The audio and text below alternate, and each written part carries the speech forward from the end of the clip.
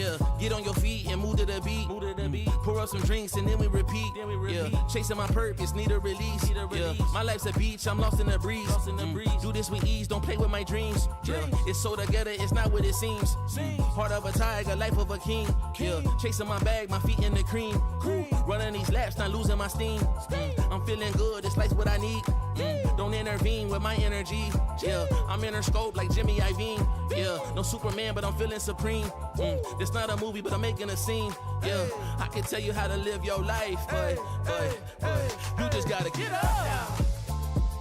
Get up. Get up. Get up. Get up now. Get up. Get up now. Get up. We just gotta live our life, we paying a price. Piece of the pie, I need me a slice. Yeah, rolling the dice, the scariest spice.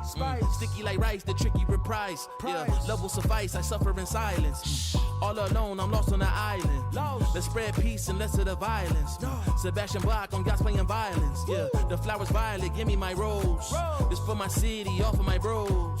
Did it alone, so far in my zone. So raise your glass, let's all have a toast. I can show you how to get like me. Live your life till you D-I-E. Yeah, look, I can tell you how to live your life, but you just gotta get up now. Get up. Get up. Get up. Get up now. Get up. Get up now. Get up. Get up.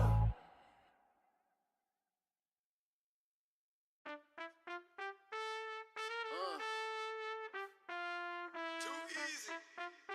Don't stand too close, it might get hot and start dripping on you. Yeah, it's a whole lot of ice on me. Don't stand too close, cause you don't if you say that you might know me. No, you don't know me, dog. Yeah, it's a whole lot of ice on me. Don't stand too close, cause you don't if you say that you might know me. You know you don't know me, dog. Spent a bag on the whip, parked in valet. Just took another trip, skipped a drive, called my pilot, then jet down to LA. Yeah, tell me, who you know like this? Let the beat bang, turned off the light switch. I was in the VIP and met a spicy mamacita. Took her ass straight to Costa Rica. Yeah. It's a whole lot of ice on me. Don't stand too close, cause you don't if you say that you might know me. No, you don't know me, dog. Yeah, it's a whole lot of ice on me. Don't stand too close, cause you don't if you say that you might know me. You know you don't know me, dog. Step back, homie, don't let this freezer go dripping. Cause these jewels might mess around and flood the whole kitchen. Took a bit to get it, was on a mission. And now it's platinum plaques, back to back. I spent a couple mil, you spent a whole rack. Bought the block just to give it back. Remember I was moving rocks, now I spit crack. Yeah, it's a whole lot of ice on me. Don't stand too close, cause you don't if you say that you might know me. Yeah, it's a whole lot of ice on me. Don't stand too close, cause you don't if you say that you might know me. You know you don't know me. Now it's fast. I'm too cold for you. Diamond straight out of Mount Everest with it. Yeah. It's a whole lot of ice, homie.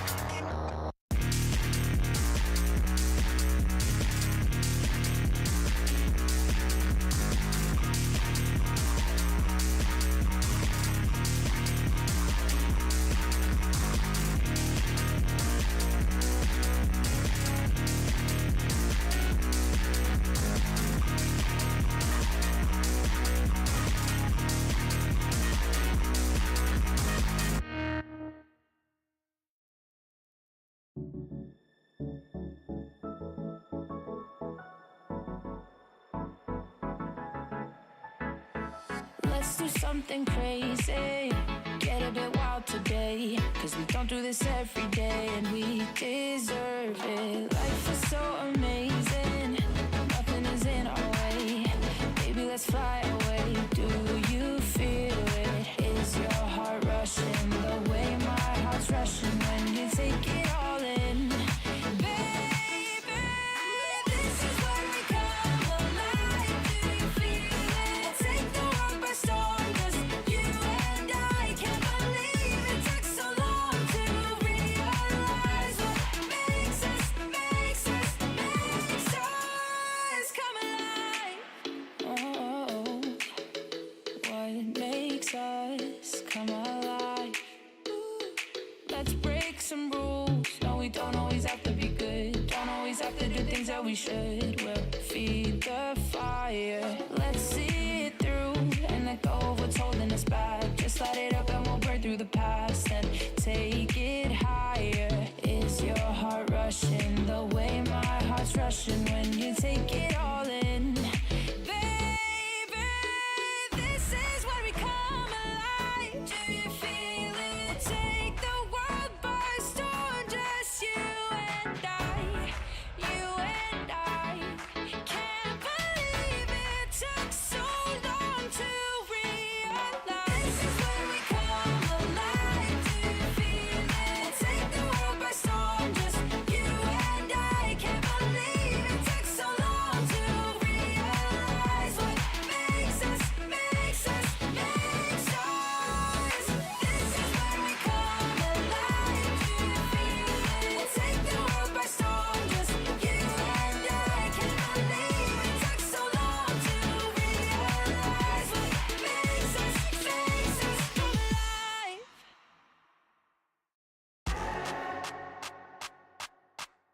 Thank you.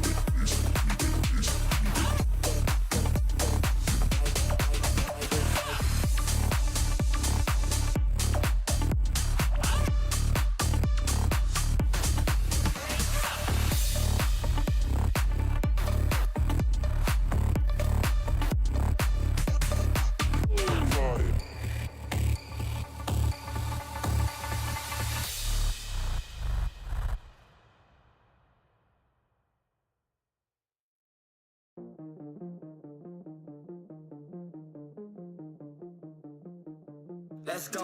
Hey, step back, look at the wrist. Let go, let it go, switch. Hey, turn the heads, can't miss this. Run it up, it's my fitness. Windows limousine tinted, stay up out of my business. Hey, you can never break me down. Need more to take me out. They was all cool back then, now they wanna hate me now. Funny how it goes. Can I get a countdown and drum roll? No time ain't an option, no. Sit back, watch this unfold. Hey, but it ain't nothing, let me tell you something. Hey, yeah, one shot, one chance. Look, time spot, been a plan. Talking drive top, 100 bands. Yeah, we pull up, got the blind high, been a man. Hey, yeah, one shot, one chance. Look, time spot, been a plan. Talking drive top, 100 bands. Yeah, we pull up, got the blind high, been a man. I got no but gas in the tank. If the wrong guy really wanna contest me, cause he envy everything that I got. What I am and he not. Coldest one on the block. You know these boys don't got nothing but excuses. My whole squad been doing their thing, dropping nothing but exclusives. Ooh, I know you see me step back, flossing. Please don't get too close unless you proceeding with caution. Yeah, I broke the moves out, time got nauseous. We can never settle for no loss. Shit. Hey, but it ain't nothing, let me tell you something. Hey, yeah, one shot, one chance. Look, time spot, been a plan. Talking drive top, 100 bands. Yeah, we pull up, got the blind high, been a man. Hey, yeah, one shot, one chance. Look, time spot, been a plan. Talking drive top, 100 bands. Yeah, we pull up, got the blind high, been a man. Let's take it up a notch, running out the clock. I shoot my shot, I cannot be stopped. Let's take it up a notch. Let's take it up a notch. Let's take it up a notch, running out the clock. I shoot my shot, I cannot be stopped. Let's take it up a notch. Let's take it up a notch.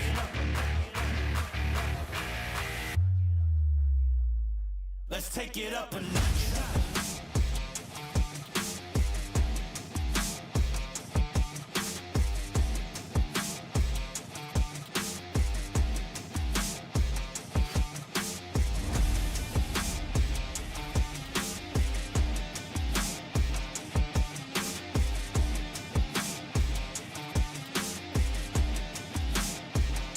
Let's take it up a notch, running out the clock. I shoot my shot, I cannot be stopped. Let's take it up a notch. Let's take it up a notch. Let's take it up a notch, running out the clock. I shoot my shot, I cannot be stopped. Let's take it up a notch. Let's take it up a notch.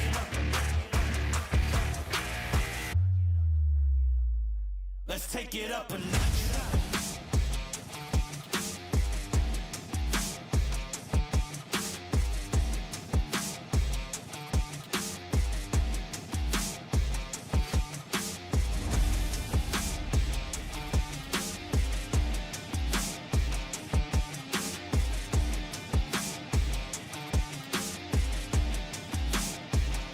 Let's take it up a notch, running out the clock. I shoot my shot, I cannot be stopped.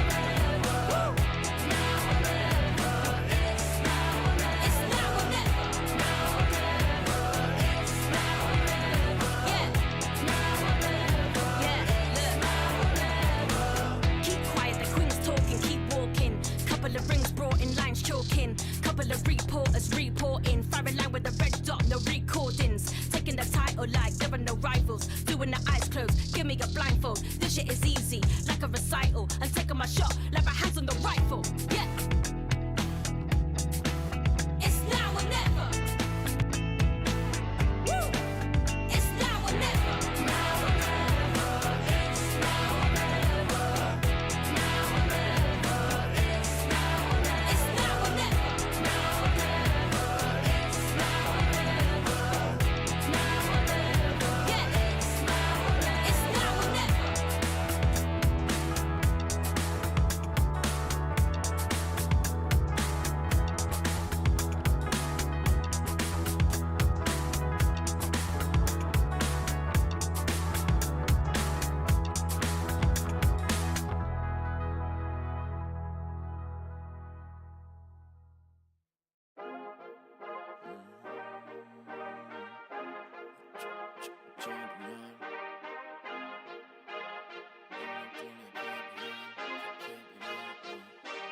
I feel like a champion.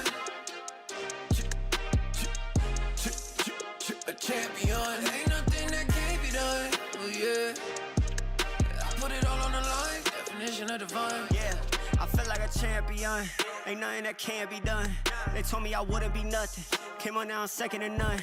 I need me a trophy, I need me a ring. I'm not with the bull, but keep it a beam. You know what it is, you know what I mean? Shit, all I do is win, win, win, win. Ha, haters wanna hate, they ain't made top 10. Ha, double, triple team, what they need to defend. Ha, I juke left and I'm gone with the win. I'm gone with it. I feel like a champion. A champion. Ain't nothing that can't be done. Oh yeah. I put it all on the line. Definition of divine. I feel like a champion. A champion. Ain't nothing that can't be done. Oh yeah. I put it all on the line. Definition of divine. Feel like a champ, MVP status. Yeah, the win been guaranteed. So let's see about it. If you gon' speak about it, then be about it. If you don't bring that energy, no, I can't be around it. Nah, I'ma shoot my shot. I'ma stick it, watch. At the tippy top, I cannot take no loss. 2 seconds on the clock, they gotta give me the rock. I got a game on what? Yeah, I got a game on lock. I feel like a champion. A champion. Ain't nothing that can't be done. Oh yeah. I put it all on the line. Definition of divine. I feel like a champion. A champion. Ain't nothing that can't be done. Oh yeah. I put it all on the line. Definition of divine.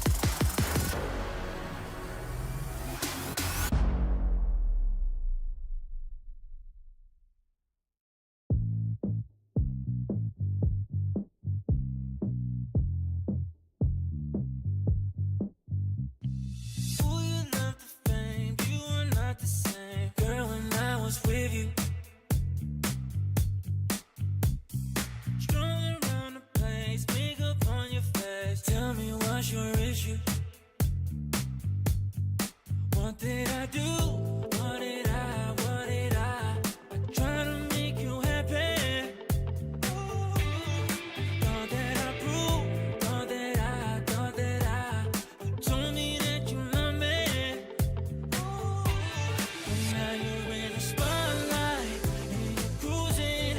You play with my emotions. I was foolish, but now you're in the spotlight. Camera shooting, you play with my heart.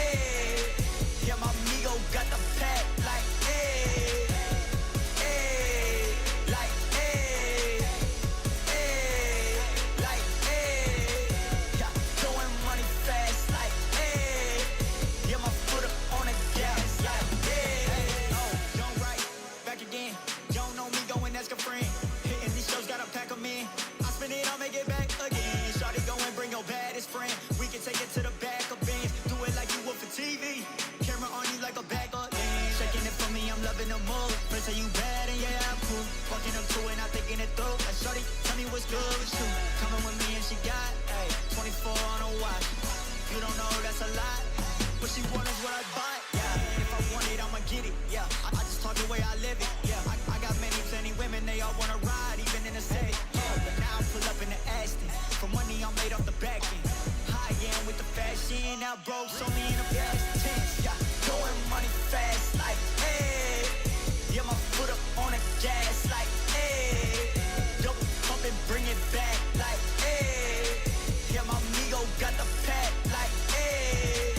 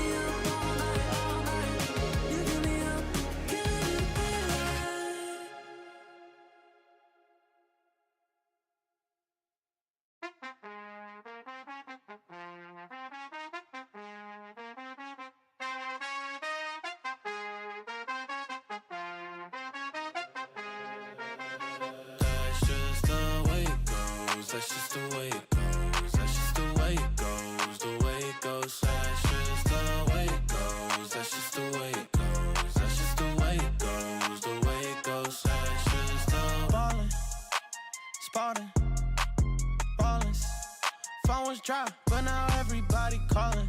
Good at taking risks, yeah, I always go all in. Swear to God that I'm deaf to the talking. I can't hear it, see the finish line. I know that I'm near it, yeah. Cut the check and I'ma clear it.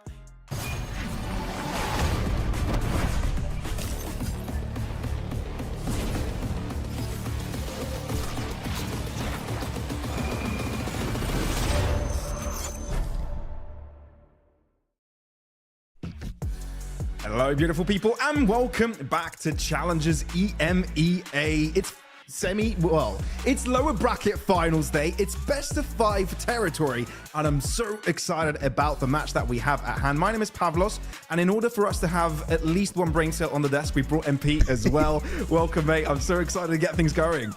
I mean, one brain cell is all I got, but I hope that is enough for today. Yeah, I mean, I think it's going to be amazing. It's going to be an amazing day today because we finally get to see best of 5s. And that's everything I want to see in Valorant. You see all of the map pool, you see weaknesses, you see strengths in the map pool for these teams. And I think it's going to be full of action today. Oh, 100%. I nearly said semi-final. It's because it really is. It's the it's the matchup before the actual final. But let's go and see what this tournament has basically been for the past few days, right? Because we did enter playoffs just a couple of days ago. We had ourselves a double elim sort of situation with best of 3s up until this point. And it's been clear that the Turkish team have just been taking over, haven't they? Oh yeah, absolutely, especially BBL Pacific. Now, today it's time to see whether Eternal Fire is actually over the top against Mandatory as well. Can they just absolutely dominate? Is it just completely Turkish tournament here?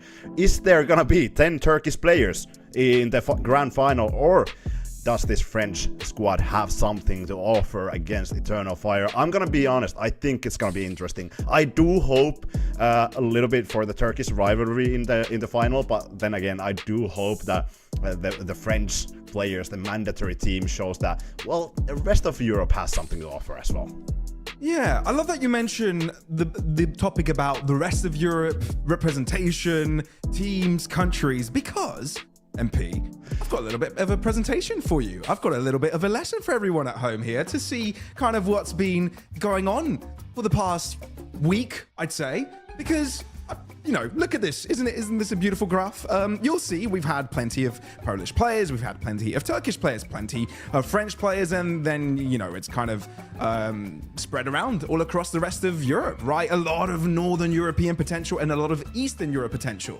But as the games progressed, as we reached playoffs, things changed a little bit, right? Things have started to switch up. And, you know, you'll notice as we enter this next graphic here, Turkey and France was by far, you know, the favorites going around, right? We've had 2 rosters with a full Turkish roster. France, they had mandatory as well, right? You start to see the Polish teams fade away, which is really unfortunate, right? Chakmat, also known as Go Next, and, you know, the Polish players spread around all across the board on the rest of the rosters. Didn't quite make it. Unlucky, I guess.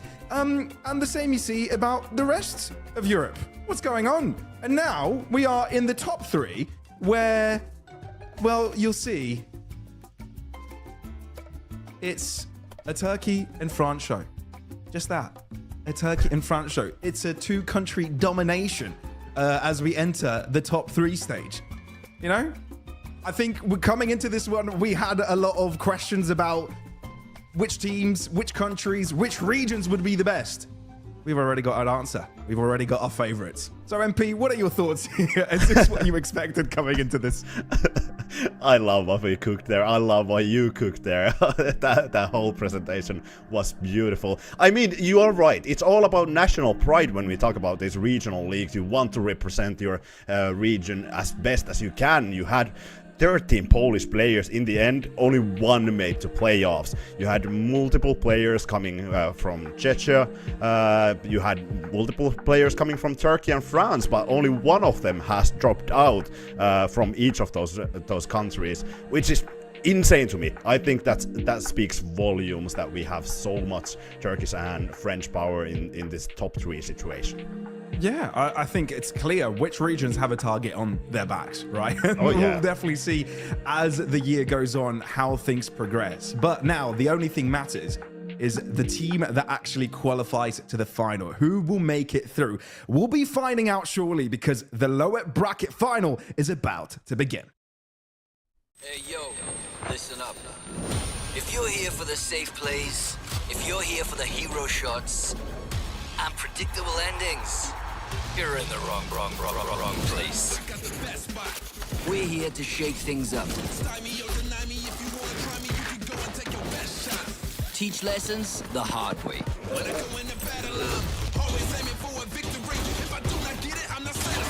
We come from all over, different places, different styles, but one common goal: to challenge conventions and fight for ascension.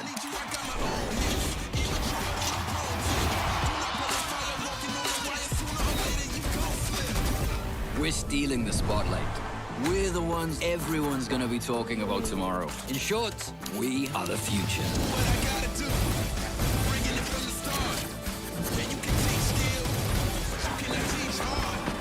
Unfiltered, unpredictable, unstoppable.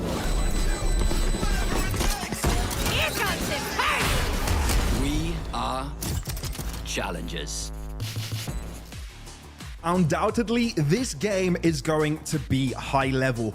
4 players on the server have got experience playing at a Masters competition. That has got to say a lot of things about how, you know, important, how strong, and how really competitive this game could be. Oh yeah, absolutely. Yeah, we talk about the challenger circuit, but a lot of these players, they have played in VCT circuit. They have a lot of experience. Enzo has champions experience as well, and that is exactly the road, the journey that they want to take throughout these challengers. They want to reach that VCT level once again. They want to get to masters. They want to get to champions, and they want to stay in the VCT level. And it's all down to this match today. How many ascension points are these teams gonna get? Are they gonna get to go through in the grand finals, face against BPL Pacific? It's gonna be a tough battle. It really is going to be a tough battle, and a matchup we haven't seen so far in this tournament is between Eternal Fire and Mandatory, as we have said. But it's time to kind of dive a little bit deeper into this rosters, see what makes them great. Starting things off from the Turkish representative, Eternal Fire. They've got a lot of experience under their belts. Coming from this Turkish region, they're the team from the two that you would say they've been here before. They've kind of got the reps in them. They've got the prestige. They've got the recognition within the region itself. But they fell short against Pacific, and now they've got to make a lower bracket run work for them to be able to have a chance at the rematch. Absolutely. I would say the old heads of Turkey, Brave, Izzy, Cider X, these are exactly the players you recognize if you followed Valorant in 2021, 2022. Then you have Kushner, Anima as well in that roster. It's amazing to see. And we talked about the Masters experience. Izzy and Brave has been there. Even Cider X was added to the roster for the EMEA Challengers Journey, I think back in 2021 or 2022, and EMEA promotion. So they have a crazy amount of core experience, I would say. And then you have the great addition of Anima and Kushner. And I'm gonna be honest, talking about Kushner, he's a crazy duelist, but big flex player as well. We have some replays to highlight that as well. I think it's been amazing to see Kushner perform. With this race, it's been amazing. 18 race games this year to this date. And I'm gonna be honest, I think this is really unstoppable force. Yeah, I 100% agree. Given the fact that he's played so well throughout this tournament, had some, you know, explosive performances. Sure, if you look at the rankings, he's not at the top, but he's around that mark, right? There's so many players competing here that it's hard to be, you know, in the top 5. But overall, everything he's been playing, he's had success. And MP, he hasn't only been playing one agent. He's played how many? 8 agents. It's crazy. We have five best of his agents to highlight here, or most played agents. Obviously Raze, KO, Fate, Chamber and Cypher, but he has played Gecko, Vice and Phoenix this year as well. This year, in the past 67, 68 days that we've had this year, maybe a little bit less, it's been amazing to see what Kushner has pulled off. And that Cypher was the latest part that he has popped off in here. In this tournament. Obviously he has played Cypher previously. The race is such a comfort pick for him, but it's such a good thing to have your duelist flex onto different players, so you can bring Izzy on Yoru as well and have a kind of different look in your team as well. But they still have 3 players that can play Cypher in that roster, which is insane to me, and they have played Cyphers in this tournament. That's Izzy, Anima and Kushner. I think that's crazy. It really is crazy. And you know what else is crazy? The rate of improvement Mandatory have had throughout this entire year. Not only through Challenges EMEA, but their own region. They've struggled closing out matches. They've struggled closing out maps. But they're here now. And their recent and most impressive showing was the match they played against Focus in the lower bracket run just a day ago. Oh yeah, I mean, when we talk about the match yesterday that we saw, we have to talk about Cypher as well. Insane performance, record-breaking performance as well, 38 kills. But it was really happy to see Enzo give insight into rounds like that. That was brilliant round that I brought on in Telestrator, having that Armageddon. Being really proactive on the server, and I love to see Enzo have that Odin as well. I think it started the whole match, giving a lot of pressure on the other side and giving a lot of relief for Kellogg's, because when you have that Odin spamming behind you, you can go for those operator peaks fairly easily. It's really cool to see how they just adapt on the fly and how they've been adapting since the start of the year. But you're right, you mentioned a key player here, MP, and that's Zyvov, right? Because if you look at him over to the French league, he had the highest assist per round count throughout the entirety of the league. But now he's come to Challenges EMEA and he's been a fragging machine as well. Yeah, it's been insane. I was actually checking the stats. Before yesterday, Zyvov was 11th in VLR rating. And today, he's leading the tournament with the stats, with the rating. Really? That's insane. Only from one match. Well, obviously, when you drop 38 and 12, you're gonna get some stat boost. It's crazy to me. And KDA second as well. The VLR rating is number 1. ACS obviously going high as well. Kills per round. But the average assist as well. Because you play Breach, you have to support quite a lot. Top 5 in that situation is very, very good to me.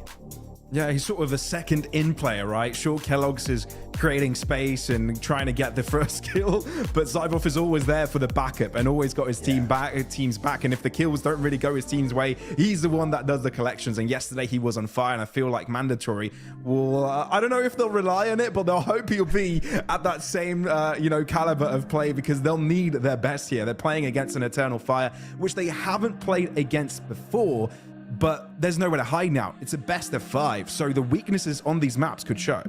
Yeah, absolutely, and it could be long best of 5, so you have to have every map dialed down, but then you have to rely quite a lot on these individuals. And I think the point that you brought on was brilliant, that Zyvov is like the second entry behind Kellogg's. I think they were kind of struggling in terms of having those entries and then actually contributing from those entries, or actually getting those rounds down from those entries against BBL Pacific. It was really hard. They only won 1 round out of 7 that they got a single entry that wasn't traded, which is crazy statistic to me. When you are in a 5 versus 4 situation, you should win like 95% of the rounds, but it was a rough situation for Mandatory against BBL Pacific yesterday. They fixed that, and that's where Zyvov comes in really heavily as well. Sure.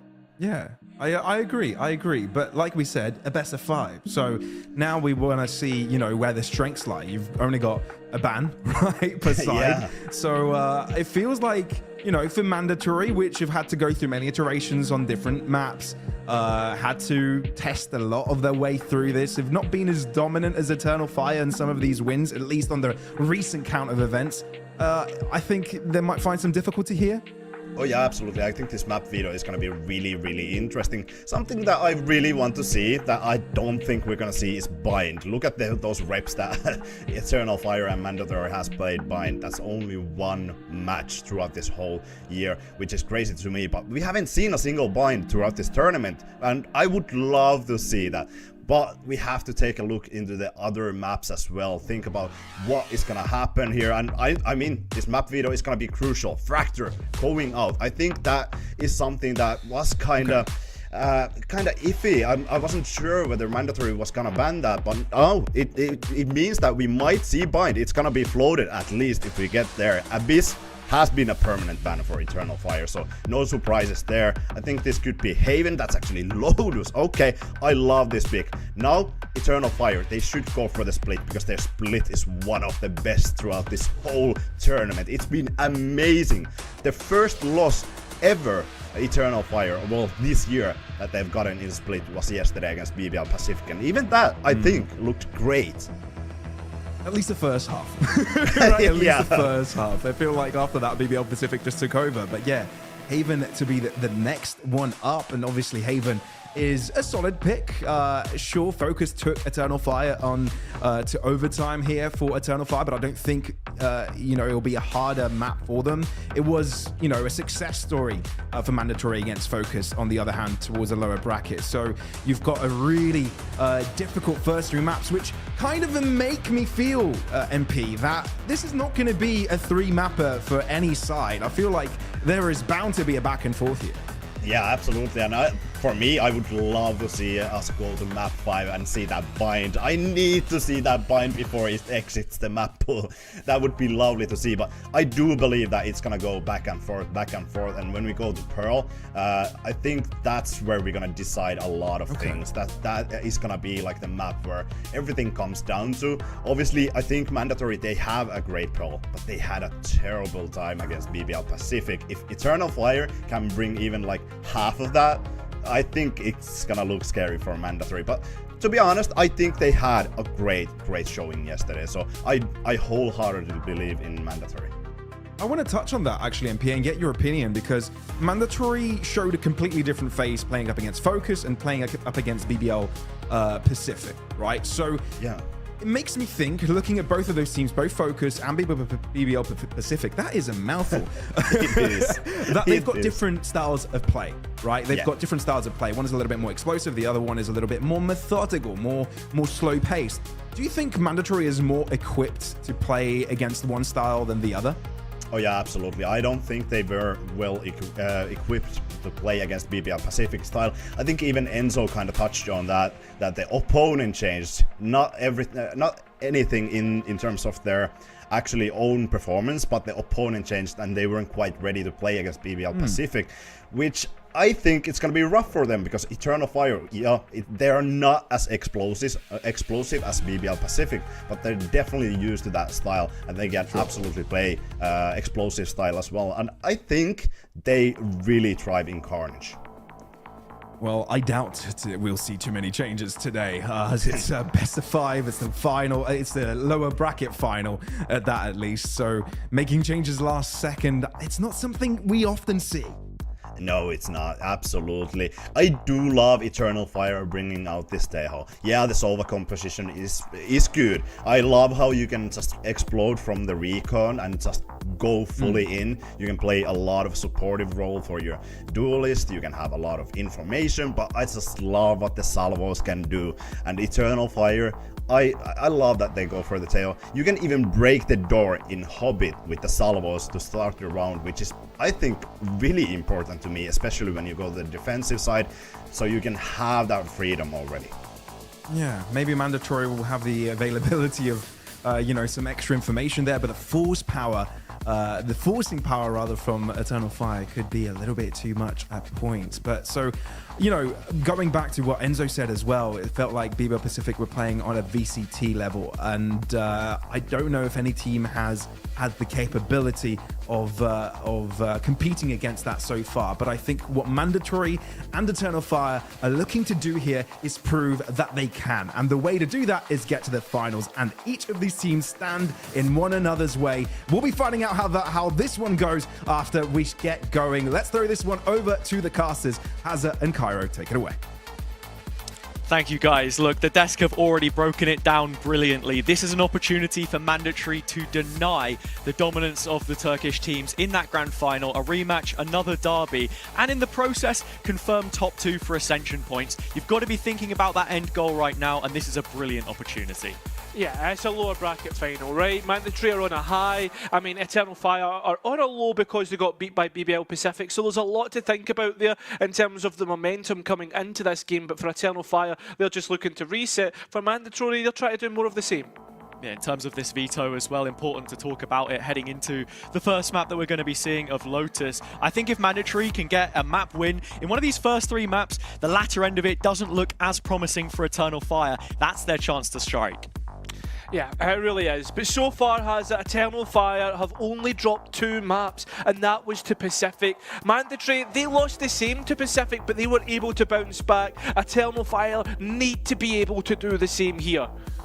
Like the hammer to the anvil, Mandatory are themselves inevitable, stamping their authority on the second half of this event as their playoff push ramps up as it did yesterday against Focus. The road to the grand final is set in front of them. Another Turkish team which they'll have to beat. Seems like it's going to be a year of Turkey. I mean, that will almost be confirmed once we get to the end of this match. Mandatory love to take things slowly, although well, he won't be able to do much in terms of this round. Immediately taking away the pistol round. Now on towards the C site, and Izzy needs to hold fast. Gets Enzo, but can't quite get more. Has support in Kushner and Anima, who combine. Now one player left. It's Sibov, who will die and allow Eternal Fire to get the first pistol.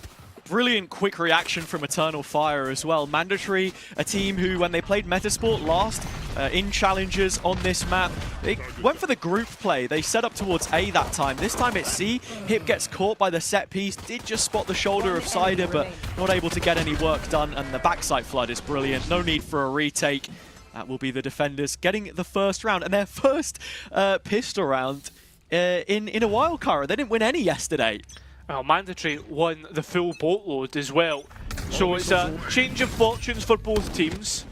As Mandatory again go for more of a default round. The Cypher left outside of A, but Kushner gets rid of one of the pack that's outside of C. Nicely done by Kushner. A lot of situations you'll see him towards this C site with the Cypher setup of Izzy. Between these two players who often interchange the mantle of duelist. Kushner on the raise. Is wreaking comfortability at the moment. It's Anima who will be tested. Next up with Enzo calling from the spectator screen. Not going to be too much he can do to deny the B plant here, you'd think, but in finding Hip for the second round in a row towards B main, there's half a chance. Yeah, you're thinking that Mandatory have done everything right here. They've managed to hit the site with the only pistol, but they're mid-rounding from Eternal Fire to clear out A main and C main at the same time as perfection, although it's a little bit of a topsy-turvy round. Sivov finds himself in the cubby while he goes to get re-cleared. A right click will do some damage, but Izzy has eyes on the back of his head looking for that B main. Now Kellogg's, well, he has the spike planted. He'll get taken out. That was the priority though. Get an ultimate orb on towards Kellogg's and get that showstopper up as quick as possible. Yeah, starting to build towards it. Early doors here. Mandatory still had access to the B site, and the pivot towards A was a necessary one. It was brilliant utility from Eternal Fire to shut it down. But speaking of both of those duelists, I think Kushner and Kellogg's, both players that we have to pay attention to. You saw the stats brought up by the analyst, MP there, on the desk at the start. He's hit some high highs, but overall been par for the course. Now, whether that just shows how good Eternal Fire have been on the whole, or it's these dips and average play at times in those bigger matches, like BBL Pacific, for example, something that we've got to keep an eye on against the Kellogg's, which has started to heat up in playoffs. As for this round, you look towards A. Enzo's trying to spam his team through and gain space, but the utility back from Eternal Fire has been spot on. The salvos more specifically forcing Kellogg's into a position he doesn't want to be, using up those blast packs already. Still with the boombot to try and clear some space. Enzo the drone.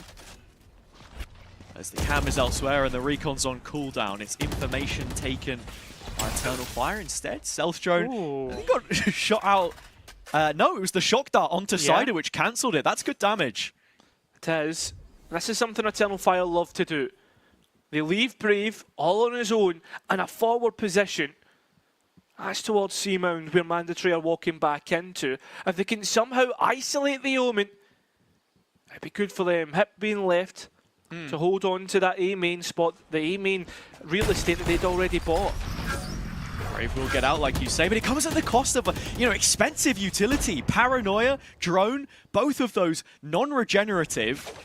While Hip continues his lurk, with every player on Eternal Fire within striking distance of that 140 damage body shot.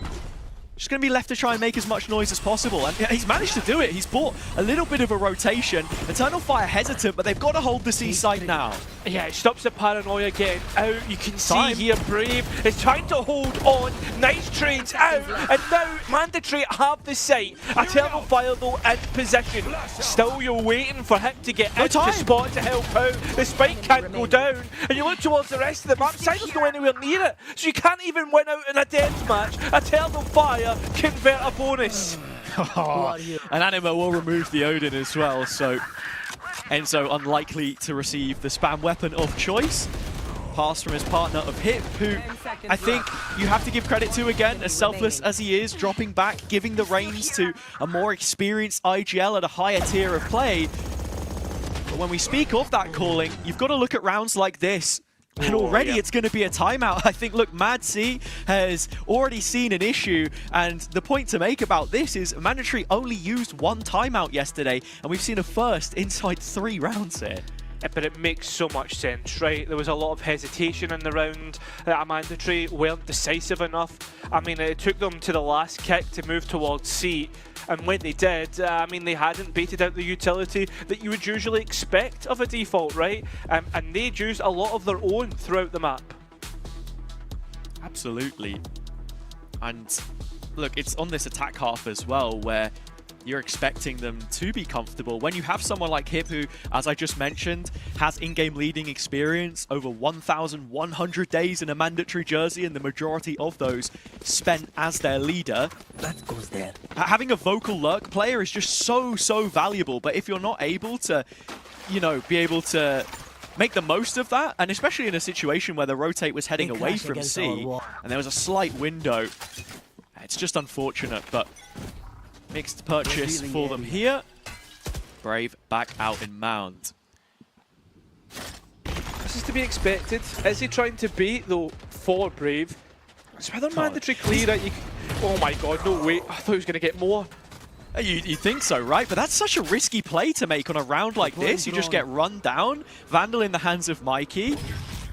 As Enzo is just ducking under the traps. Doesn't quite collect the information on Izzy, who's still holding firm in backside now with the support of Kushina. That was a defensive aftershock as well. Breach bomb to come through. Kushina has now also revealed the operator in this position, so Mandatory a little bit hesitant to commit to this player, at least burn the wick a little longer. See if Eternal Fire will make that move for them, but you're talking about two teams who are incredibly disciplined on their defender's side and don't tend to over-rotate unless they have that kind of read. And with the trap still up B, a deep position for Cider on A, C will be held by these two players. The utility's in, and so is the showstopper. Any Mandatory player who tried to cross the gap has been taken out, although Enzo at close range has managed to rescue himself a rifle. Time is of the essence to get that spike down, and Siphoff has managed to get a possible winning scenario. Although, with time being so low, you don't expect Siphoff to win this 1 versus 2, and utility's still coming his way. The delay is perfect. Now has to commit to a spike plan, or at least bait out a peek. It will not come his way. Cider waits for the time to run out before peeking and getting that last kill.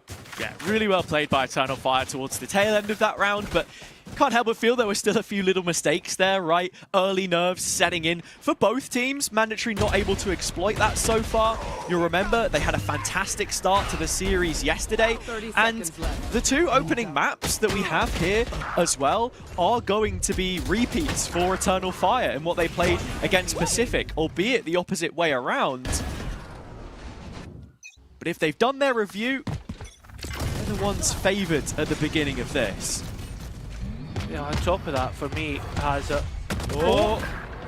He can't get out, Cushion, although Anima at least gets the trade. The point I was going to make was Eternal Fire always do have good starts on Lotus. They know that they can get it, but once the team begins to set themselves, that's where they start to understand what Eternal Fire's setup looks like and position themselves accordingly, like Kellogg's does with the Showstopper.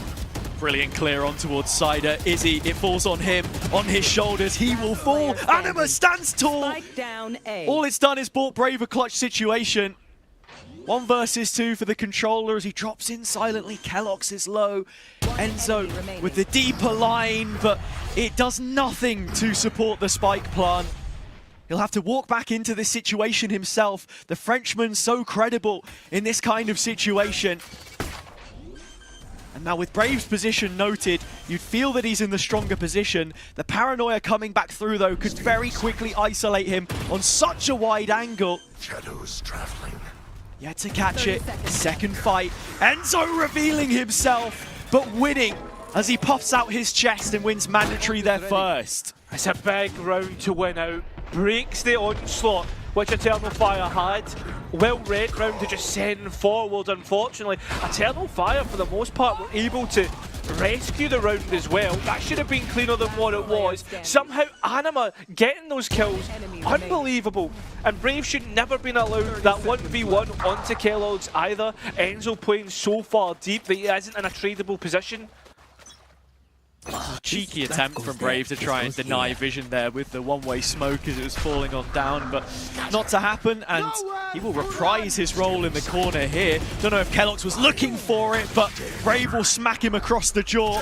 TP to the spawn. It's the Omens going for outplays. A 360 Anima eventually collects onto Mikey. Rolling Thunder back through B, walking up his hip. It's chaos inside the first 30 seconds, but Eternal Fire have managed to stabilize twice the numbers, and they will finish off one of the final players. Enzo again in a clutch. Has to do it here first up, and he won't even be able to hit the dartboards. I mean, that's the thing though. That round, I don't even know where to begin with it.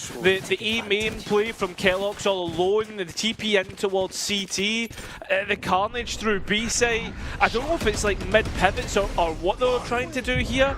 I just feel as if it's a little bit far too ambitious. Felt as if it was a C split with that mound presence, or at least marry the two ideas together. Pressure B main, just not working out for them though, and you can already see as Mandatory try and go back to A. Eternal Fire are prepared to make them sweat, and so brought down to the Ares this time, but won't connect any of that initial spam. That's the only real weapon that you're looking towards being a problem for Eternal Fire as Brave continues to be bold towards the mound position, and the tag, what you think would make him TP out. He does wait a little longer though, and it nearly cost him his life. Mandatory have found a position in which to try and manipulate, although every time they go a step further than Mound, you just have so much resistance, and Izzy is the main man this time round. Brave supporting those two anchors towards the seaside combine, and that is Eternal Fire guaranteed an even half. The way that Mandatory are playing a lot of these rounds is just through pack play. Players grouping up. Sure, this is an eco, but I don't think they've really been able to dissuade Cider too much in terms of the macro so far. You know, whether that's an attempted fake, something of the sort. Just reviewing the tape on these guys, I have to say, with the comp as well, it's one of the most default Lotuses that you could see, right? Like vanilla ice cream. I don't necessarily think that's a bad thing, though. For sure. Fundamental always are Enzo's teams, but the lack of effectiveness right now, I think, is the main issue, as Mikey's gone over the top yet again. Being able to break the block through that rubble position. Mikey's gone solo, all alone, like a Ferrari swinging round. And it's been a car crash right now for Eternal Fire. Although, you just thought Brave at the back of sight if he'd won the 1v1 now, as he knows the position that he's in a 1v3. If he can get the first pick, maybe, but also maybe at the back of his head, thinking about saving a rifle. Spike planted. I have to say, I wouldn't put Mandatory down as a Ferrari in my head. I have them more as a Citroën, you know, affordable, family-priced car sort of thing. But I totally agree. Mikey, just confusing them a little bit. I don't think you expect this kind of play from him. Sure, he does have that natural preference towards Omen. 54% of his agent pool is made up by the teleporting Wraith, but yeah, it's a nice little maneuver from Mandatory, and they start to make Eternal Fire sweat. I mean, think about how many of those Lotus rounds were completely chaotic from barrier drop against BBL yesterday. Maybe sometimes you just have to play in that chaos, right? Like, yeah, fight fire with fire. I mean, if you're comparing a Mandatory to a Citron, I mean, Citrons do have a GT version of their cars, has it? And it certainly showed in that last round here, especially that Mikey being able to break the block, TP by it, is obviously a little bit of anti that Mandatory have cooked up here, because, I mean, that's far too aggressive to try and attempt that without some sort of idea of what the setup looks like. Yeah, and we know that of these guys as well, just the amount of preparation that gets put in to min-max it. I mean, Mad C, part of the coaching team, Gentlemates, which after losing every scrim against Apex, then suddenly had a lot of good information on how to beat them. This TP, though, you can't help but feel is misplaced from Mikey. His opportunity, a fleeting one, and Eternal Fire putting their foot down as the gold and black banner is waved over A. Mandatory marching back through. Yeah, that paranoia wasn't good. Where'd you go? It certainly is. Kellog's forced to fight. And as the players come back through to try and offer some support, it just does not work. It's futile here. Eternal Fire gained the advantage that they were looking for. Eternal Fire showing their prowess in these duels, playing off of one another, and I think you can't help but note the supportive utility of Anima as well, how he sits at the crux of this roster, the youngest player on the team, but the most dependable. And I also want to go back to what I was saying about Mandatory. It just feels a little bit too one-dimensional for my liking right now. If you're trying to entertain one of these top teams from Turkey with the aim duels, chances are you're going to get outgunned. You need a little bit more. I think like the big thing for me so far is perhaps looking at more of a faster pace, which Mandatory, but in that round that they won, seemed to be able to do. But when they go back to this more defaulty style, you see Eternal Fire, the positions that they take up and how they move around the map, they always seem to have some sort of idea of how Mandatory want to play the round.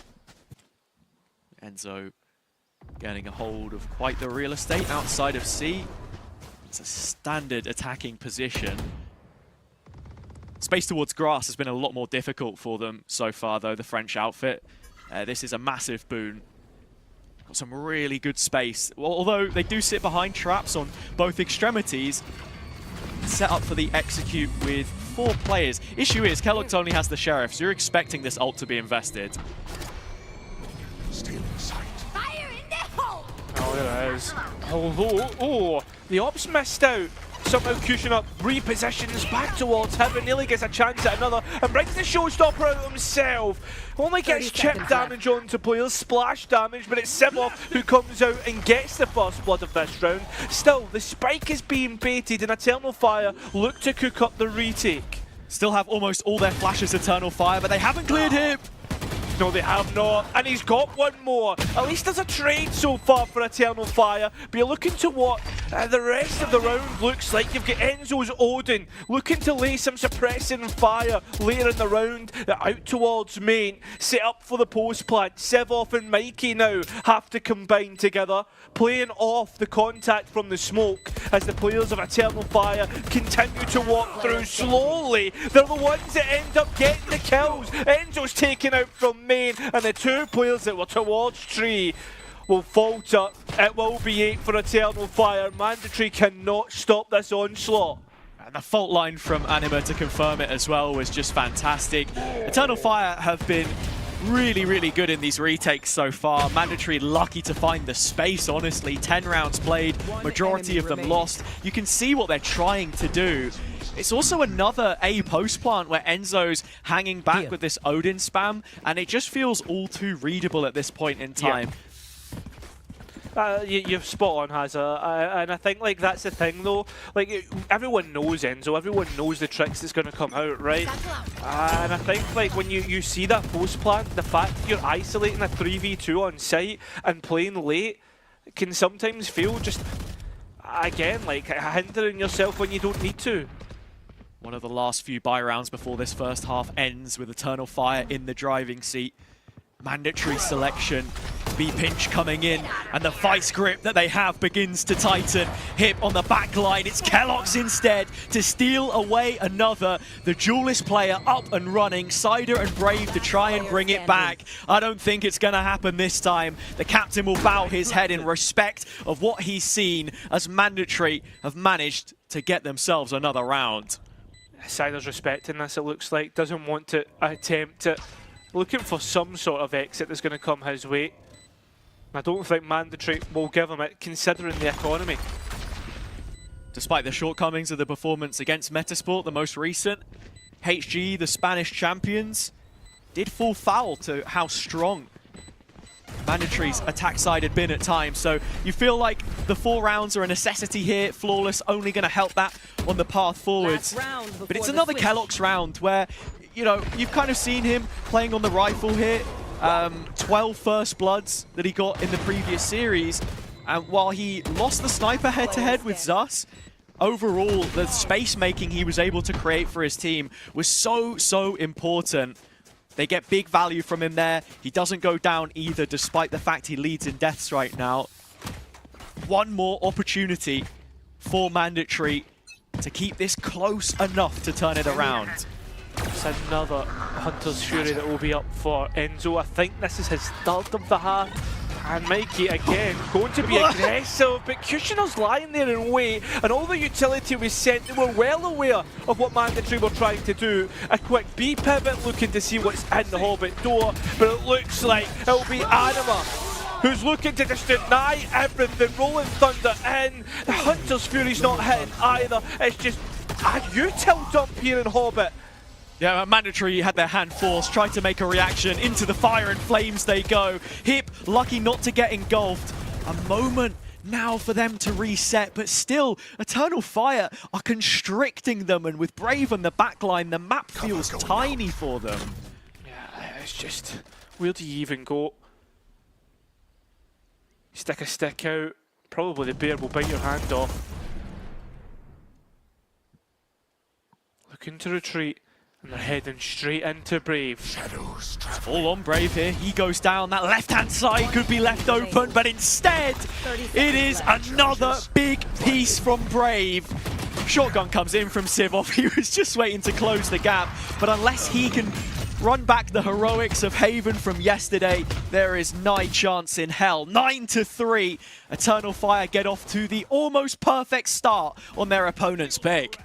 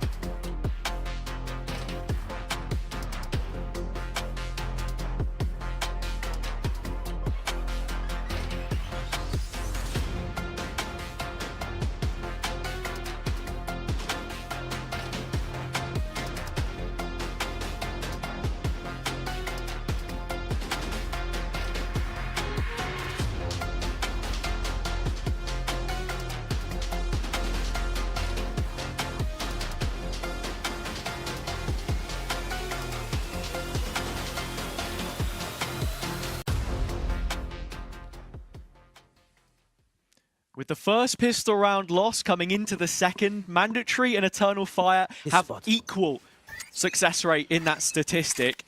However, one thing is for certain, in these first few maps, you can't help but feel the French outfit are walking into deep enemy territory. Split on the horizon, swiftly approaching. Things have to turn around now, and already Eternal Fire will increase the pace. They will, but look at Mandatory. They've already read into this. All the players are here, and it's Mandatory who have opened up the scoring here, and they've got 4 of the best, looking to make it 5, but Kushner is the only one who can deny. Gets 3, but can't quite get that last remaining 2. Mandatory will bounce back straight away.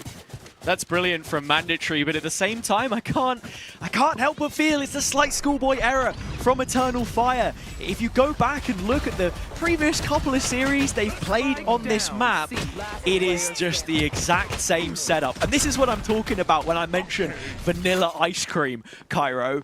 From the first 7 of 8 rounds played, 9 of the 12 total on that opening half against Metasport specifically, we saw Cypher C, Breach playing rotate, 3 players A. It's almost, completely similar here. Only deviation is Mikey in support. Yet Eternal Fire will walk back over yet again, at least to get that initial orb. Maybe a custom deviation, no, for Eternal Fire, knowing what position they can be in. A back 5 to work with. The wing backs high up, especially since you look towards Kellogg's being so far up of A, and Hip looking to take a couple peeks here. Still though, he needs to be careful as there's more players pushing this C-mount position. Yeah, Hip's not a very aggressive Sentinel player on this C site either. He's more of an enforcer. You're expecting him to just control from Bend most of the time, let the fights come his way. It's not a pretty sight. Cider stealing 1 at the very least.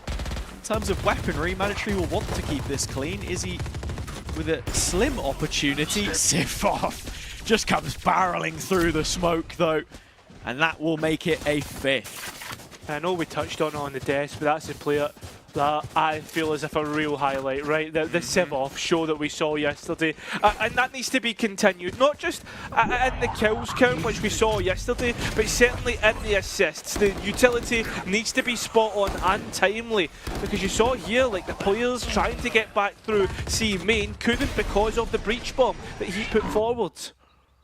The inverse goes for Anima. I mean, both indispensable to their team. The Turkish player, the only initiator in the top 4 for highest assists per round, and you can already see there's a stun the opposite way.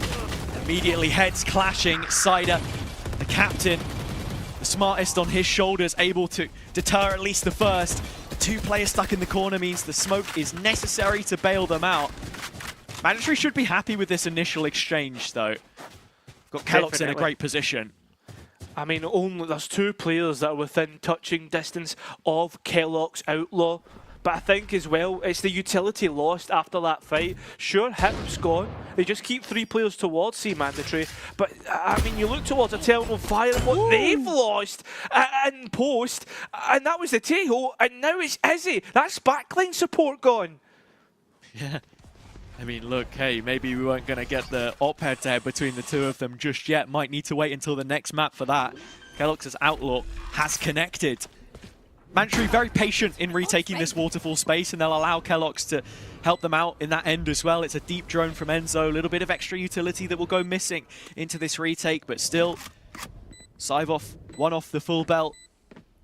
Recon, Shocks, Boombot, they have the works at their disposal here, but Eternal Fire, a little bit more of the same. Yeah, Brave already been able to sneak away a kill, and I was just about to mention it, and it comes forward. This is going to be delay that will buy more time for Eternal Fire in post. Don't need to shoot the rocket, can just use it to bail them out. Already another one going Eternal Fire's way. All 3 remaining players looking to hold fast, and it looks as if they've already done the job. Running away, Mandatory looking to try and see if they can sneak away another rifle, but both players will fall to the spike, and Eternal Fire will collect the round double digits. somehow both players dropping to the spike there is a best case scenario in the end, because Mandatory just took so long to retake. As good as they've been in those kind of conversions, the fact that B is left completely open from here, the 4 versus 3 situation, just allows it to be a slam dunk from Brave. Breaking the backboard, and 1 round away from breaking the backs of Mandatory. Money is in the dirt, and Eternal Fire have a brilliant opportunity to keep them there. Trying to fight their way through A, and it's not utility, it's Enzo's Odin. All they've dispensed with is Kellogg's nade, and obviously the stun. But with that being said, now a pivot towards B and the C side as well. Mandatory looking to follow the movement on the map as they're heavier on B right now. Trap already gone through, and then where's the rest of the resistance on this C site? It just falls futile. Hip dropping deep, as we said before. The neural theft available, but not a body to drop it on. Nothing to extract the biometrics, the information. Everyone on Eternal Fire sat behind the veil of the walls right now, as Hip has just about managed to get his first, picking it up. Phantoms coming through, clawing back away at the Fire's defenses. Recon dropping in and revealing 2 players towards the bend. Backs against the wall for Eternal Fire. The works being thrown at their faces right now, and there's little left to fend it off with. Cider, no salvos, not just yet. They'll take 10 business days to get back on towards the spike. He'd rather save the weaponry than consider the possibility of it. Eternal Fire, they try to push the back lines here, try to see if they can get a pick from CT. A line of sight onto, like, I think that was from all the way back, yeah, in water. Not even towards the bend peak. That's where Hip got his first. And then obviously Kellogg's blast pack getting some as well. It just seemed to hit the mark, or everything hit the mark for Mandatory there. They get 1 back, and now we're in a real swing round between the 2. You don't see a satchel kill every day, that's for sure. Yeah. This is a nice spot. Unfortunate for Anima, to say the least. Showstopper, the only ult available right now. Paranoia queued up, nade in as well. Kellogg's yet to use it, but you feel as if the writing is on the wall. Anima's stun is steady towards Rubble. Kushner to capitalize, but the timing's a little bit delayed. You don't expect that kind of mistake made. The timing was off.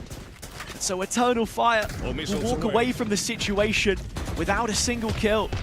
Trying to break the trap here, Cider. He does so, but puts himself right in the middle of the smoke. A spam could be enough, and, well, he's already lost half his health. Hounded down Eternal Fire already. Smoldered from the A side, now towards C they look. Hip will give them the benefit of the doubt, as you expect him to do.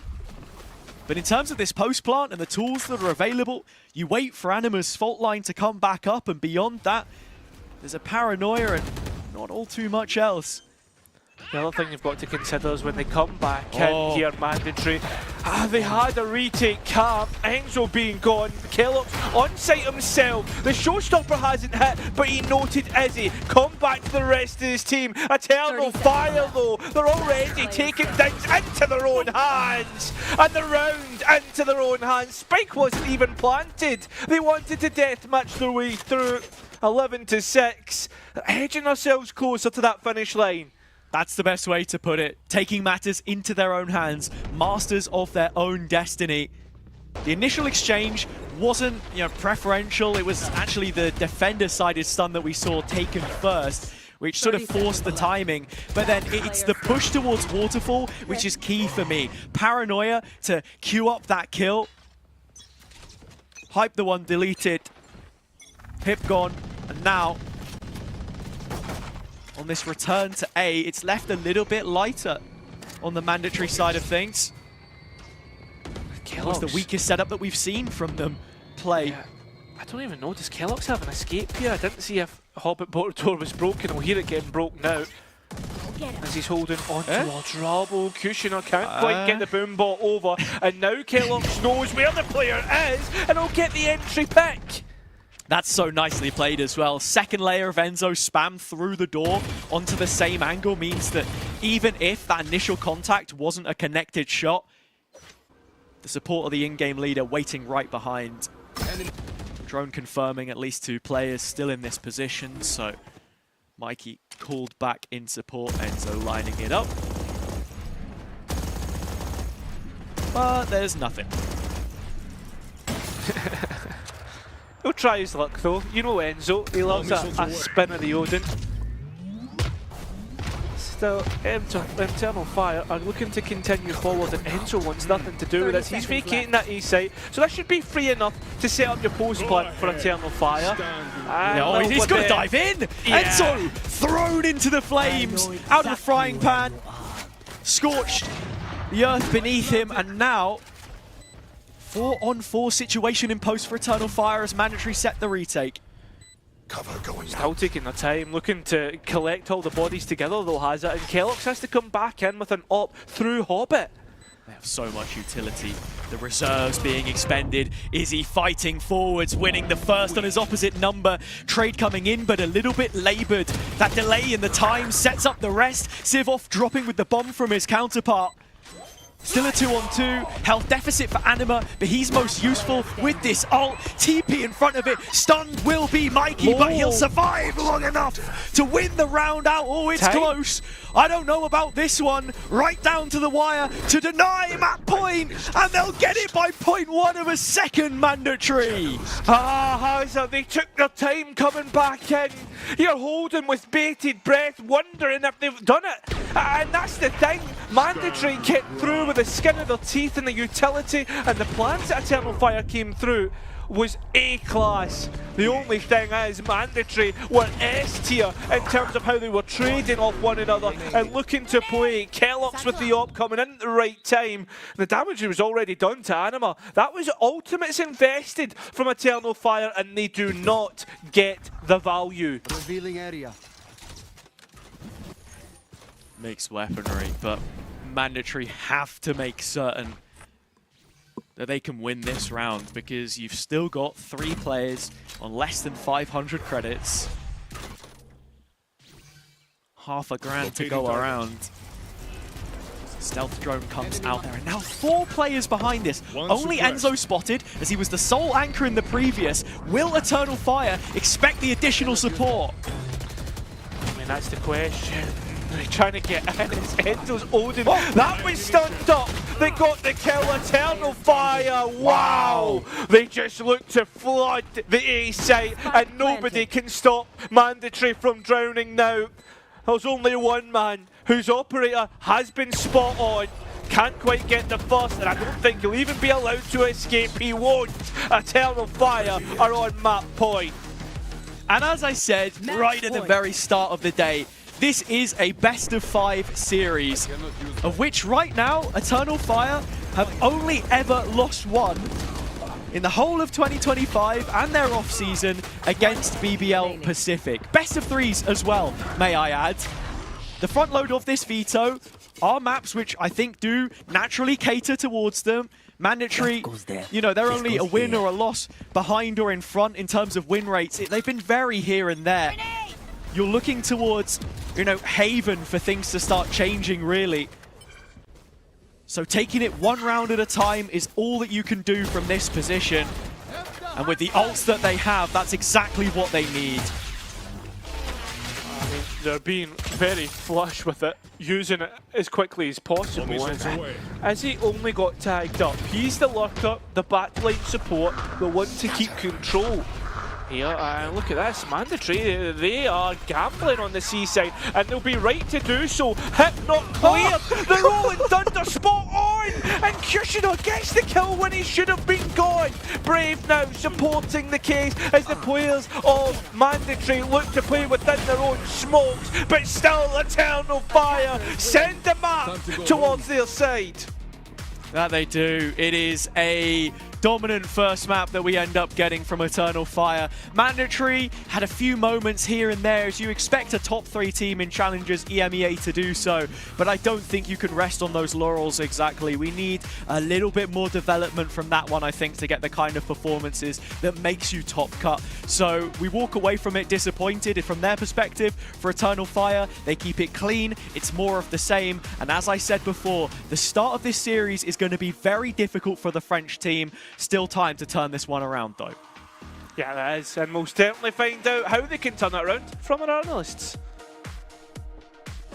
We'll do our best, folks. Good job on that cast. But for real, that was a great match for Eternal Fire. What an explosive start, MP. It felt like, you know, whenever Mandatory had some sort of a hold, Eternal Fire just broke through so many gaps here and there and always found their way back in the rounds. Yeah, absolutely. I think we saw this in like the 3 of the last 4 rounds. Mandatory, they were able to get that first pick. Kellogg's got it with the Operator, maybe Enzo with the Odin, but it always seemed that Eternal Fire was on the driving seat. They always were able to come back. Sure, they lost that one round where they had a 4 versus 5 situation, but even that round was really close. 0.1 of a second was the difference in that round. It seems like Mandatory, they're kind of struggling even when they have a lead, even when they get the first pick. It really did seem like it, but there were some players that just stood up above the rest, although not by much, right? It felt like it was very much a team effort from Eternal Fire here. You can see that the differential between the top fragger and the lower fragger is just 7 kills overall, and all of them being, 1 or 2 away from the other. I think the same is for Mandatory. It's just that Eternal Fire were just on that next level.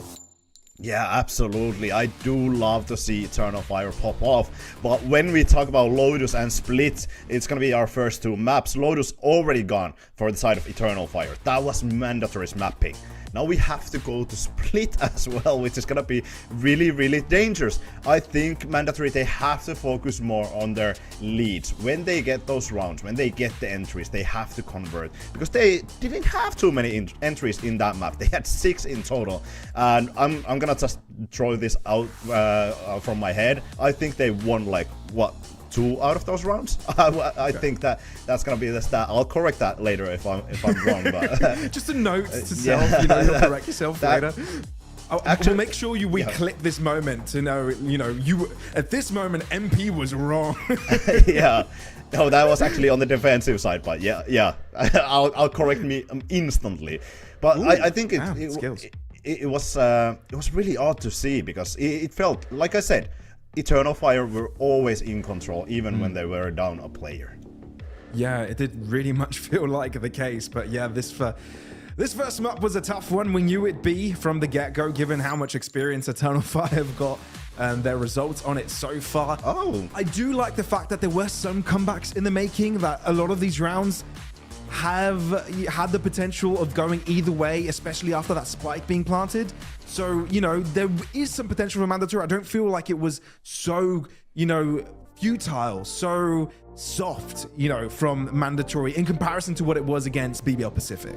Yeah, absolutely. I'm gonna throw you a crazy stat line here. That I think this might be some kind of copium. This might be some kind of thing that I'm just bringing on. But in these playoffs, Mandatory, every time they have lost the first pistol, they have lost the map. Every time they have won the first pistol, they have won the map. So I think that could be some kind of playoff magic. I'm not sure if that's something that Mandatory has to take into account for. It could be, and it might be their way into gaining some map wins in this very important lower bracket final. We'll be finding out if Mandatory have what it takes in just a moment.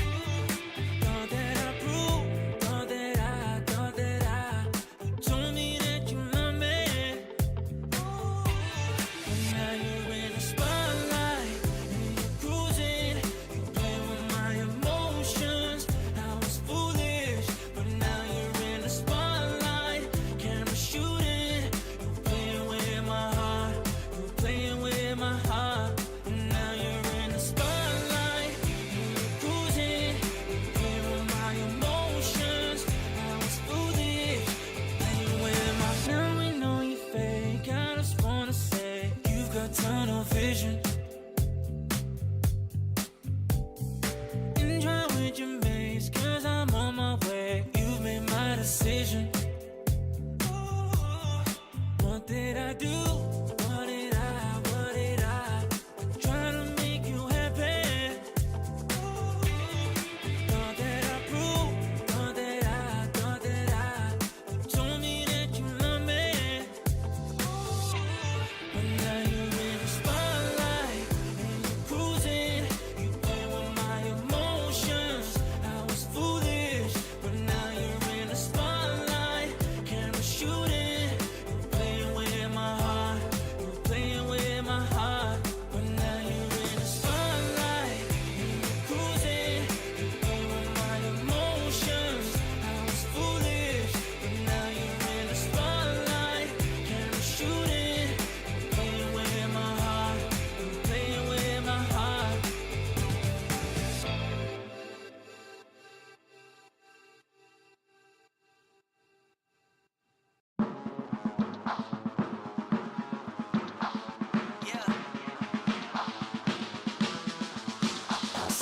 Ooh, here we go. Back again, same scenario. Win, win, win, win, yeah, we on a roll. Yeah, 2, 4, 6, we like 10 and 0. I should probably tell them something that they didn't know. Back then, we was down with nowhere to go. Shit, might have been down, but we didn't fall. Now we running it like some intervals. Ooh, what now? Tell me who you see when you look straight up. Like, wait, who us now? What you gonna do when we pull up on you? Like, ooh, touchdown. You already know what it is when I come through you. Hello, beautiful people. Welcome back to Challengers EMEA. It's the lower bracket finals run that we are witnessing, and we are already one map in. I was about to say, you know, I hope everyone has got their drinks by the side. I just looked at my mug. It's empty. I've run out of coffee, so I'm going to have to go refill that. But, you know, someone else is in need of a refill, at least when it comes to maps, because Splits, you know, it's a hard one to imagine Mandatory will be running away with, given the fact that Eternal Fire have been so dominant on it, because before yesterday, they were unbeaten on that map throughout the entire year. Yeah, absolutely. It was crazy to see 7-0. Obviously, yeah, yesterday they lost against BBL Pacific. But Mandatory, I think they have some kind of funky idea of how to run this split. Their composition is really, really weird. I'm gonna be honest, I wouldn't be surprised if they switch it up. But look at the composition that they have here, or they had at least against Carmine Corp Blue Stars. This is something that you do not see on Split usually. Vice, Sage, Raze. Then you have Omen and KO, which are more classical. Well, Sage and Raze are as well. But this is so defensive side comp. This is really hard to execute against, at least fast. And if Mandatory runs this composition, you can be sure that there is gonna be no direct side attacks for the side of Eternal Fire, because against Sage and a Vice, it's really hard to execute against. You can delay with those lows, with those Vice Thorns, you can delay so much time, and you bring time to your rotators. So it's gonna be really interesting to see whether Mandatory is gonna run this comp, because it is not something that is run very, very often. I think they might actually be like only team that is running this comp. What makes this extra spicy as well, and interesting to see if they actually stick with this, is because that Mandatory have been one of the teams that have completely switched up their comms, whether that's with one agent additions or complete revamps of how they approach maps since the start of the year. You've got teams like maybe Eternal Fire could be one of them. I think Focus, actually, from the teams making it into playoffs, I think Focus was the one that kind of stuck to what they began with from the start. But Mandatory is being completely different to that. They were like, okay, this works, this doesn't. It's a bit of a concoction, a mix, a change, often trying to cook and see what makes this team stronger on each and every map. So I'm curious to see if they do switch something up, because they only played this map once this year. Yeah, and they could definitely have something in the bank. I mean, not banning Split indicates that you have something here. Is it this composition that we just highlighted? I think that could be very well the thing that they have. That is something that is really hard to break, in my opinion, especially when you're the attacking side and you're like looking at this comp and you're like, where do we go? I think mid is something that you can maybe utilize, but then again, you have Sage, you have Raze that can play that mid, then you have KO who can suppress every utility in Split in mid instantly.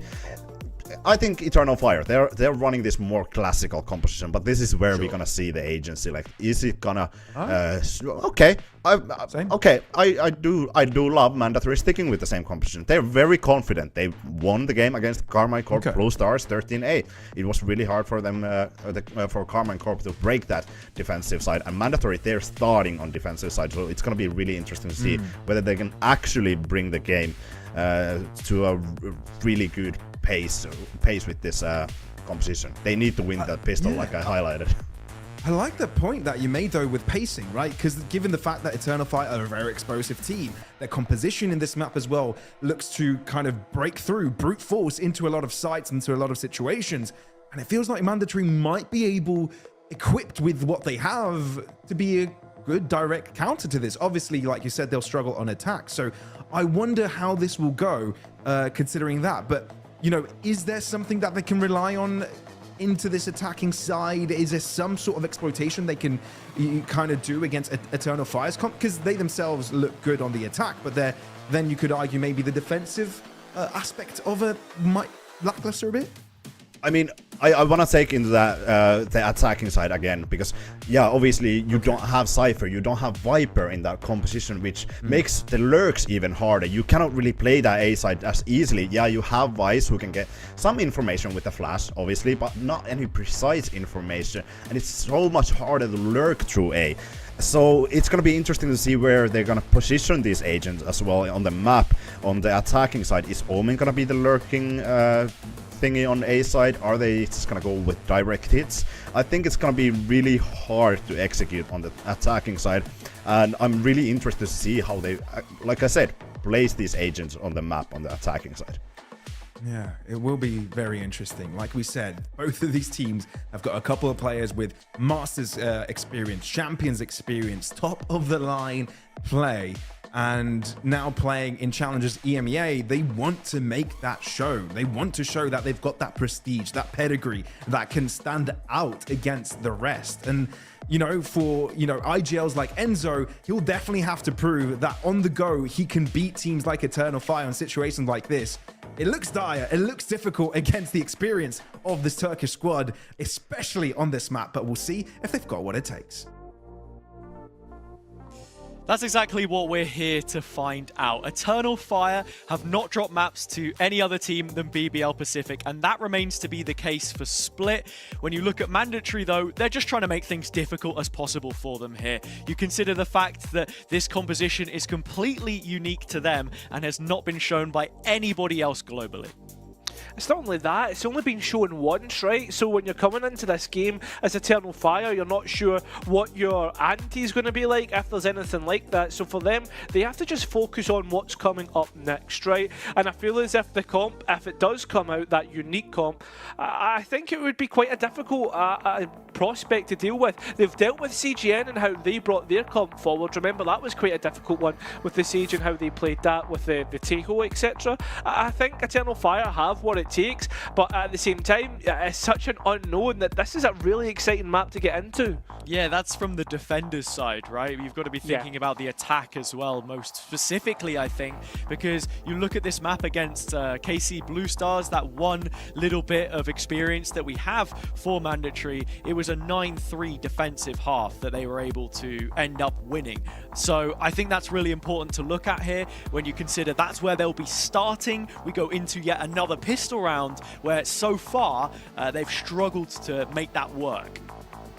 Well, Mandatory do get to start on the defense like we were talking about, Hazza, so it's the best way to get things started. Some momentum on your side, but we have seen split maps overturned from crazy score lines on the defense. We definitely have. Eternal Fire to try and get things going. Last 6 times playing this map, all the scores 13-8. Finally, that reversed over their heads by BBL Pacific, defeated in the same manner they dispatched so many. Mid is where they'll go knocking at the start, just as the desk predicted. Nail on the head. There is no utility here to bear witness. Enzo holding onto the wall, buying as much time as possible. As the Vice utility's been placed on the B side, it's Izzy spotted and Kushina taken down first.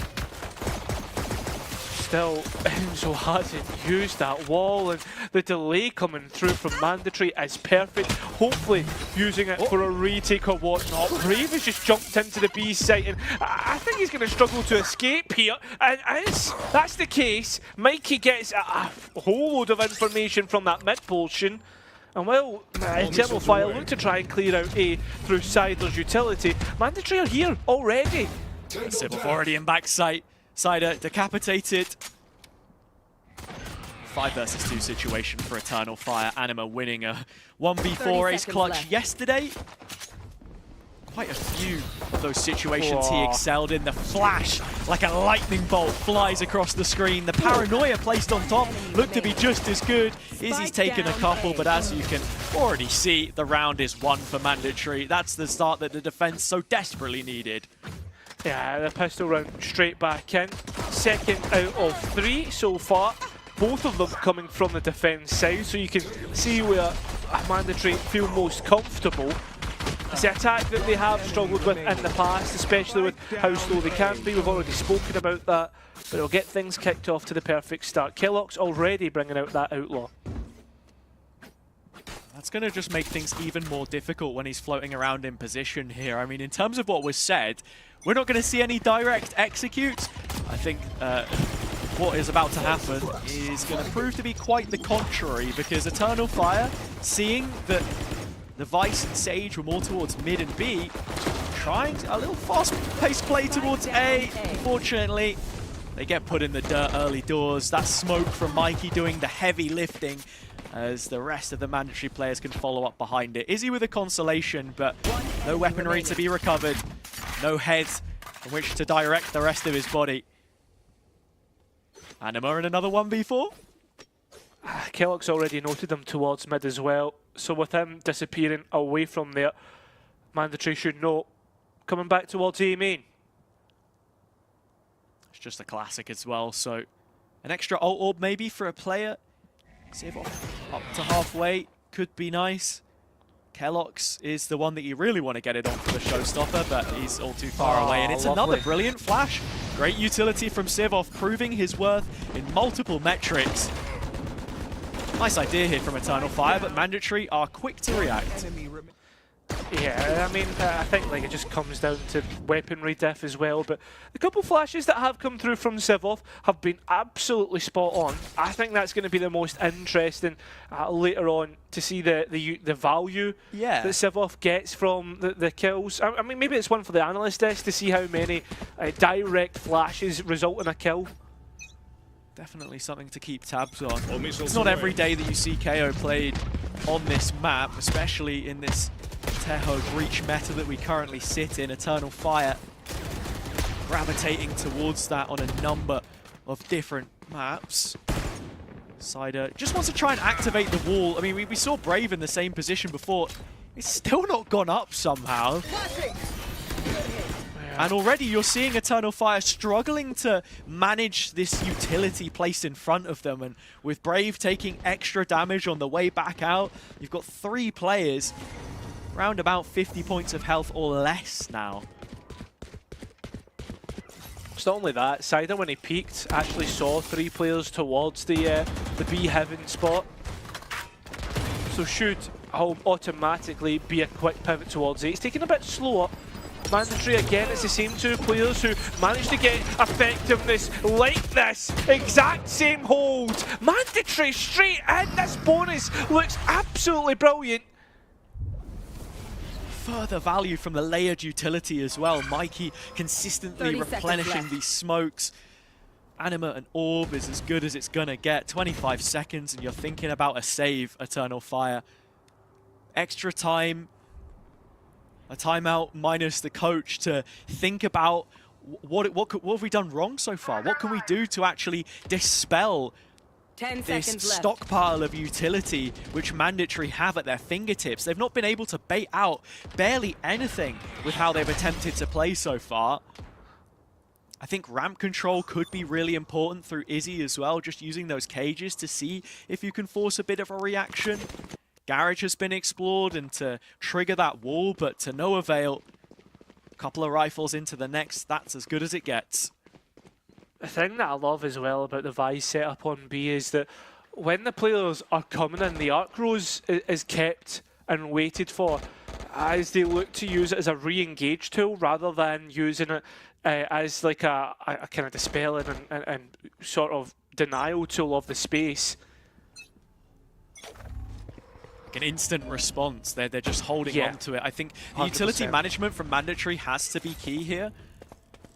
Cider sneaking his way up mid. Doesn't quite catch the suppression onto Enzo. The Razorvine has made it that little bit more difficult to take this space, and Enzo will stand his ground again on the Sage. Anima to clatter on the way back through. Tower is taken, but the site not yet. Sevov just locking round. And it's on the edge of the trap. I thought they were going to wait before destroying it. But look at this, on towards the site they go and hit. Can't quite get the kill, eventually does so. Sevov, supported by Kellogg's and mid, goes up against Cider and stops the spike going any further forward. Kushner, the only rifle left, which Eternal Fire have to depend upon. They didn't come in with all too much Eternal Fire, but you feel as if the trades weren't too bad. They haven't been able to deal with a single lane on the map so far. The mid issue, the A push with the utility there, the Sentinels towards B. So many problems put in their face. Even, you know, the Sage of Enzo, whether it's the slow or the wall to give them quicker rotations through mid without the threat of a player cutting it off on the cross. Eternal Fire are looking kind of lost in this you know, first 4 rounds that we've seen played.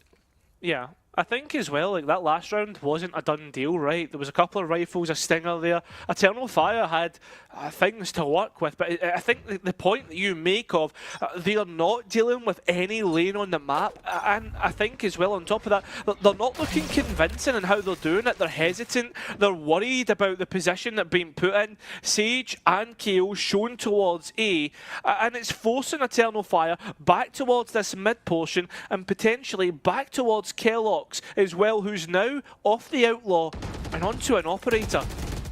Kellogg's liking to hold tight angles. You don't see him walk up with the op all too often, the same way that Comeback or Kushner would.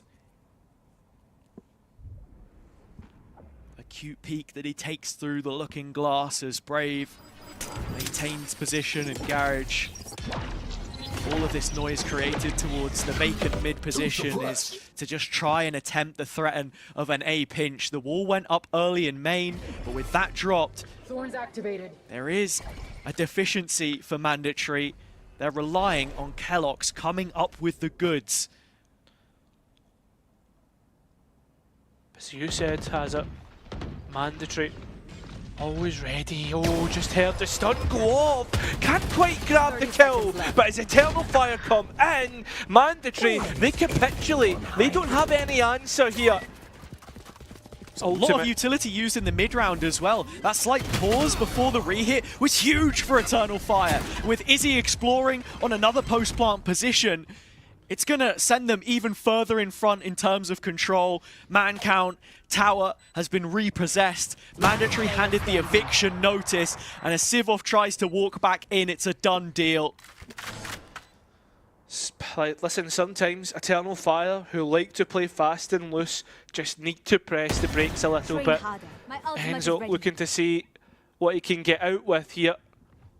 I mean, there's plenty of cash in the back pockets. This is just damage towards Eternal Fire. And the captain's going to do a damn good job of that. 3 already that Enzo's going to take. Already had the res available. Just removing more players in his wake. And I mean, look at the money for Eternal Fire. This is big damage that Enzo's able to do. And to very quickly open this discussion once again between the two in-game leaders. On the opposite side, some of the first 4 rounds we saw really signified that directionless calling on the attack, which we've seen from Cider, especially in that previous game against BBL Pacific. Whereas this time, it's a lot more tempered. It's a slower pace, and it's critical in those moments that they are decisive, and that's what we end up getting. Again, though, like, they push themselves a little bit too far forward. Brave keeps the Operator from the last round. this is a loss for Eternal Fire, this could be another eco round that they have to deal with. It's weird to see Brave on this op too, because you've got Izzy, you've got Kushner, and usually it is this solo Cypher player in A main that's trying to cut off rotations. Mandatory don't overreact to this kind of thing though, so actually Kellogg's posting up here is a pretty damn good move. He's going to get the value from it. Braves op goes, Izzy loses his head. You're down to the last 3 players in the middle of the map, and they're without the spike for now. Yeah, Eternal Fire have been so focused on mid that when it comes to the extremities and Mandatory being proactive, they just completely let go of it. Cider noted by Enzo, a couple of beauty tags, spike having to be recollected, but time is of the essence as always. So we hit the 40-second mark. Eternal Fire need to get a move on. Those beauty tags, as you say, are a little more than cosmetic. Cider suppressed, 30 seconds for him to get the salvos up, but you're already in post by that point in time if Eternal Fire can stoke the embers of what is left of this round. Spike heading towards A, and the rotation's been made with the wall still up. Enzo knows, comfortable to make this kind of decision. The captain leads by example. Kellogg's the only one absent, but in his absence, authority still stands. 10 seconds left. Cider last left will bow his head. He knows when he's beaten, as Eternal Fire have been inside these first few rounds. It's more of the same as we see the second split in a row going the opposite way. I'm wondering now if we are going to get John Sip come in and just introduce himself into the round, talk about what is going wrong. There is somewhat of a buy in the next round here. Instead, no, you're looking at Eternal Fire. They don't want to opt for it. They've just got a couple of shields to work with. I mean, you're starting to come up on some big execute ults here anyway, so I think there's an argument to be made for Anima to throw the Rolling Thunder at it. Maybe Kushner go for something like a Judge, just satchel in, crazy play, but then again, it's wishful thinking on my behalf, because look at what they're up against. I think so many of these rounds have naturally catered to that slow pacing with an increase of the attack speed, turning up the dial in the late round. Here he goes, combo util, does take tower, Enzo caught, stunned, but not dead! And at the same time, Kellogg's has got a pick from B main. Once again, this operator finds value. And that's the rifle lost in the process as well. Deep behind enemy lines, down to 3 players, pistol in hand. Eternal Fire can wave goodbye to their chances in the 7th. It's a lucky one for Mandatory, but no luck required. Ooh, maybe a little bit. Maybe just a little bit. And Anima's not happy with those missed shots either, so sending out the... Oh, there's just 0 capitalization, Cairo. You can't put it any other way. That's going to be a big missing piece in following rounds, and an expensive one to build up with us already being a quarter of the way through regulation. 30 seconds left on. There is a round to be Wait had a here. second. Players get isolated and Anima finds another. Sipov needs to be careful, but look at that. The paranoia timed to perfection, and Anima still doing work with only a classic. Mikey at the back of sight brings it to a 1v1. Up against a player who's just made this work. The gun that how comes have we for even free. got to this point in time? I have absolutely no idea. So much util Anima, but Hip won't lose from this position. The most clutches so far this event, adding yet another to his tally. I don't know, man. Like, while that comes close, it still doesn't give you the round that you're looking for. Again, like, not to be too harsh on the ultimate usage, the point that I had loaded before, like, we got into the action was just that, like, at the end of the day, when you think about it from this perspective, like, when you're so far back, it's such a deficit, you want to be using these ultimates as a guaranteed round to try and break that gap. And giving away these ultimates gives not only just, like, and not getting the value, not only gives the round to Mandatory, but perhaps future rounds as well, and allowing that, like, that cycle to continue, that momentum.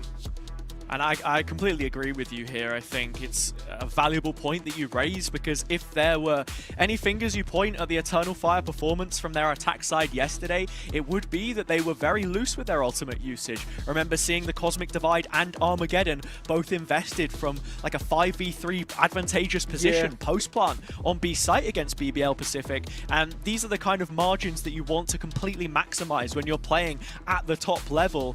That efficiency is shown through Mandatory. Case in point, they have Royal Flush here, full house of ultimates from which to work with, and at this point in time, when you already have 6 rounds, they're going to be thinking the exact same thing. Okay, how many can we confirm with this? And look, they don't exactly necessarily even have to cater around to any specific ultimate usage. They can react accordingly. Exactly, they've had these ultimates for a long time and not used them. They're yet to use an ultimate in response to what Eternal Fire are putting forward. That's how comfy they are. 3 of those players have been spotted by the cams, so Mandatory known about. Wall's going to go up. There's a gap. Oh my god, this is just so cheeky from Mandatory. Brave still in his utility. They break down the curtain, but it's a nasty surprise. Eternal Fire in their face. 3 kills volleyed right back down the mouth of Mandatory. And with the spike plant coming in and Kellogg's the only player close by, there's little that they can do, but watch this one slip away. Listen, again, it comes back to that ultimate usage. Armageddon, if they really need to, but Cosmic Divide invested as well. This is a 2v4, and Kellogg's is on an operator. Eternal Fire look as if they're going to push this one over the line. I love the idea, man. It was such a nice little variation on the play that we've seen them make when Enzo is one of those A defenders, because he's either placed the wall towards main, which has denied Izzy's lurking capabilities at time, or it's been mid for those quicker rotations, like I said before. But Eternal Fire keeping their foot pressed down, hammering home that advantage against the Red Hammers. Second on the board, but you've got to be stringing some more together now. This is your chance to build momentum. Kellogg saving the op is going to go a long way. Yeah, this is carnage here. Just the fact that all 3 players that were remaining in main still get away there is incredible. The other point that I was going to just quickly make though, Hazza, is just that like they still use the Cosmic Divide, right? Like that's still another ultimate use as well as the showstopper. For sure. The only extra thing I had to say was just looking at the replay. Mikey's smoke dropping is what made that play a little less effective, I think, because you know, you could see the gap in the wall. Unlucky, I suppose. Mandatory can afford to give away one of those here and there. But still, with 5 ults available, chance to press the advantage. Izzy's aggressive. The brain of the duelist transplanted in the Sentinel player has taken an important first blood. An imperative one for Eternal Fire to keep moving forward. Yeah, as one away from his neuro theft if he was to be able to drop a hat on a body. It's Mikey that's gone as well, so with those smokes lost, you saw how valuable they've been to shutting down this side of the map. Enzo drops in early, brings him back up on his feet, and with this new lease of life, Mandatory still have 3 players towards the site, and that ult's going to do nothing to stop them. Yeah, Enzo noted, Kushner tries to check down below, but is caught for it. Mikey being able to trade that out, and you look at the 3 players on site, they're holding fast with Kellogg's waiting for anybody who tries to escape. The smoke blooms to allow players safe passage, and Kellogg's misses the opportunity. Mandatory now must know what the situation looks like. It's a recall of the screen smoke. Mike, you know, it's his own utility. Paranoia comes out. Timing is awful. Mikey's got to go huge, and he was thinking about the TP. Caught between 2 minds, tongue twisted. And with Eternal Fire getting the spike plant in, the round is gone, and Kellogg's once more with his op in hand has a decision to make. It is looking like a save, but he wanted to see if there was damage to be done. I tell you what, the damage is going to come from Eternal Fire because Brave is ready to greet him. Oh Can't no. get the kill. This is not how this one's supposed to go. Yeah, I think as well, they're looking at all the players, they're looking to try and hunt them down now. The other point I was going to make is just, I think that the big thing that catches Mandatory out there is just the awareness in that round. Like, the fact that Kellogg's should have calmed, by the way, they've smoked in towards CT, they could be in heaven, and there's a chance they can walk towards the screens. I think he did though. I mean, naturally you would from that position. You saw Mikey checking it, but I think it's just a slight oversight more than anything else for them to actually have taken that space. I have no doubt that a player of Kellogg's quality would have notified his teammates, but sure, the timeout comes in. There are issues on this defender's side. That goes without saying. They have a few more rounds from which to work now to try and rectify that. You've invested some ultimates, and actually the first time you do, it's not a round win. Yeah, it's not often that you see that, but there is still big ones to work with, like the Showstopper, Steel Garden, and Eternal Fire nearly have their Rolling Thunder back, even though they used it just 3 rounds ago. But the big thing here for Mandatory is the fact that they will be able to adapt the setup from what's been coming forward to try and get the maximum out of the defensive half, because I think if this ended 6-6 from the dominance the French side has had, would be a bit heartbreaking. As for Eternal Fire, they get a second bite of the apple in terms of introducing John Sip and talking about what's been going right and where to go next. I heard what you said, Cairo. You mentioned 2 of the ults when Mandatory have 3. From the Shadows, actually, I believe on this map is probably one of the better places that you can use it, to be honest. So that's the reason for the change in setup. Like you said, Mikey's happy to go B main because if they play A, he can rotate quickly. Issue is, he's the one hot under the collar early on. Garage already taken. Kushner put right into the ground by Mikey. Simple enough spam. Gas can catch this cross as well, like you say. The gap was there. Can't make the most of the opportunity.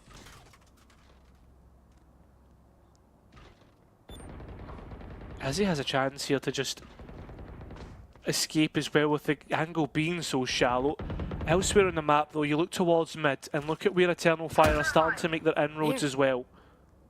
Yeah, Kellogg's has pinged this out. He knows where he is. That's so diligently played by the duelist. That was the only threat there.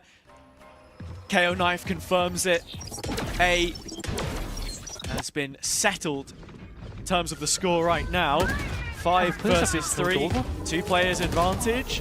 Steel Garden coming in, catching every single player in the middle of the map, and while Brave does get a single kill towards tower, the reposition from Mikey is prepared for anyone cutting across. He's taken away Garage.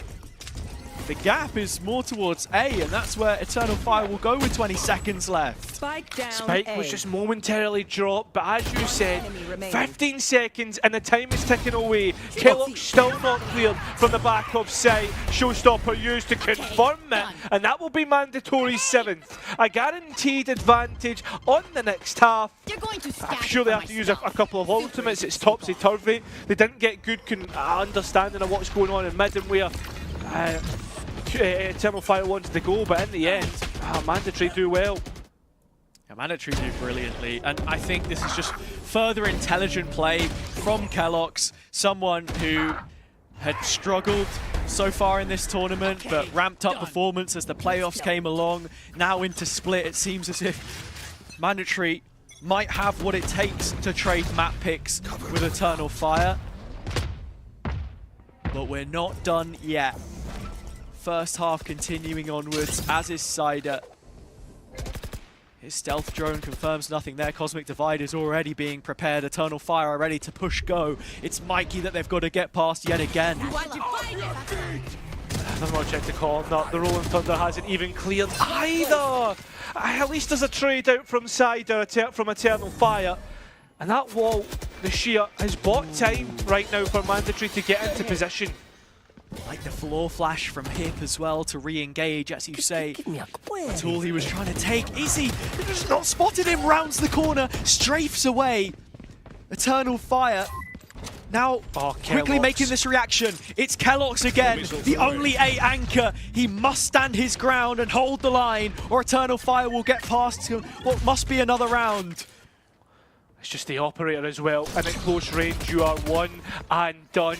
Mandatory doing the best they can to distract from Kellogg's position, but as they round the corner, Kellogg's does get the one that he's looking for, and Mandatory trade it out. Time is getting low, and a 1 versus 1. There is the Rose to work with, but Mandatory bloom at the right time. An 8th round for them, and one away from confirming a 9-3 half. Strong start for Mandatory. Imperative trade from Cider, and as we say once again, he's called the right reaction, but they're a little slow on the uptake, especially with the neural theft there. Hip to win it, yet to lose a clutch so far in this map. Will continue to boon his statistics as he sits at the top of the charts in that regard. One final opportunity to hammer in yet another 9-3 for this one comp in a million. It literally is. No other team has used it in all of Valorant, from Pacific to EMEA, from Tier 1 down to Tier 3. It is absolutely sensational. And Americas and China, just very selective. But no, I said from Pacific to EMEA because it's a wide berth, you know, it's like it's the world, you know. It's a globe, mate. But I agree. And so, world class, sprayed down. Someone who's been to those international events, but story again, someone who feels a little too good for Tier 2, hasn't quite been able to cut it at the top. Recent years at the very least. Rolling him back right now as he's already got a couple of kills. Player advantage for Mandatory as it stands, but it's Mikey once more that needs to do it all, and the headshot won't suffice. Heartbreaking. 2v2 though, still workable for Eternal Fire in this post plan. But if this hits, that could be big damage onto Kushner. Ooh, it was played for the open plant. Kellogg's closing in. Can't make a meal of this. Kushner, 1 kill brings up his opportunity at a round win. The showstopper can't quite find it to light the fuse onto Sivov. And so with that shut down, it is back-to-back 9-3s in the only time you'll ever see this comp played on Split. Eternal Fire unprepared for a dominant Mandatory defense.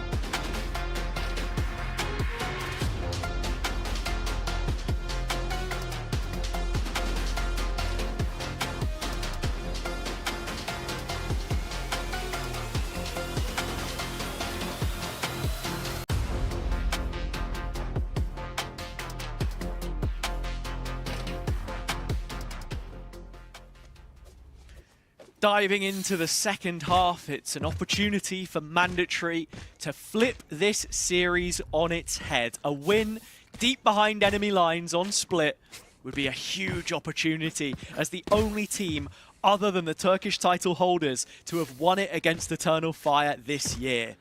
But the task is so hard when you look at the comp, very defensive-sided.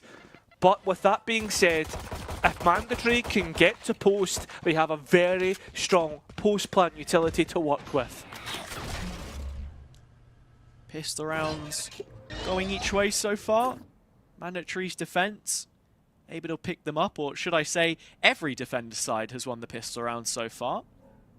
Which does mean that it could be Eternal Fire's foot back in the door. As it stands, little util combo towards Vent to kick things off. Kellock's the one that picks up the orb from Garage. Diligent, the default. A slow one at that, though, and with no player yet deposited except for Mikey's walk up into ramp. It's a B site take expected. Just waiting for the timing on this trap break to fake this pressure as much as possible. Yeah, I mean, it's pulled 3 players towards the A side, and as 4 players are seen, it's now as quick as possible to get towards B. Mikey placed in towards a locked position, and Enzo placing Mandatory into an advantage. Back to the retake, there is the nade available. Cam as well for Izzy. It's going to be difficult to get this one going, especially when Enzo puts the wall up in your face. Yeah, I like this from Mandatory. They look to get the post plant set up before the spike is down. It's done, and now it's all about when Eternal Fire come back in. Such a difficult angle to try and cross as well, the barrier. No flank, no second layer for Eternal Fire, but they've been clinical in reclaiming space. Flash from Civ off to try and start it. The Catalyst hasn't really got things going, but Mandatory follow up! They respond in brilliant fashion from those initial peaks. As soon as the contact was taken, so was the swing. Double digits locked for the French side. I mean, that's the big thing, right? It comes down to that post plant that we mentioned just briefly at the start of this round. If Mandatory can get to that position, it feels almost impossible for Eternal Fire to come back into the site. A barrier orb, the Razor Vines, you put everything into it, and how does Eternal Fire get back into site? And if they do get back into site, how much time do they have? They don't, and not enough. There was still plenty on the clock in that situation at the very least, but sort of as you put it, so much utility to worry about. I mean, every single kill you see in the feed has 2 or 3 names attached to it. It's never just the one, as Kellogg's continues towards this showstopper, of which Mandatory have placed importance. I mean, when you think about the execute ults that they have, Hip Steel Garden, Civ off with the null command. Interesting that they just want the rollout for their Raze main. I think for me, the setup pivot as well from Eternal Fire, they've moved their A anchors towards A Heaven because of the way that Mikey was able to escape and pull players over. This time round, Eternal Fire, they're holding on to B Heaven and Hell. Not allowing the front sight to B put themselves into a position in front sight. The lineups are out, and so are Mandatory, or so you would think. They're really nice, going to stop any player backside from trying to take some sort of a peek. Suppression onto a few players, Anima over the setup, but there really isn't too much to call upon here. It's another round where Izzy hasn't been able to afford a trap, other than the one we had from him on the pistol on A. So I would like to see what Mandatory do when we have all of the Cypher utility available. Yes, yeah.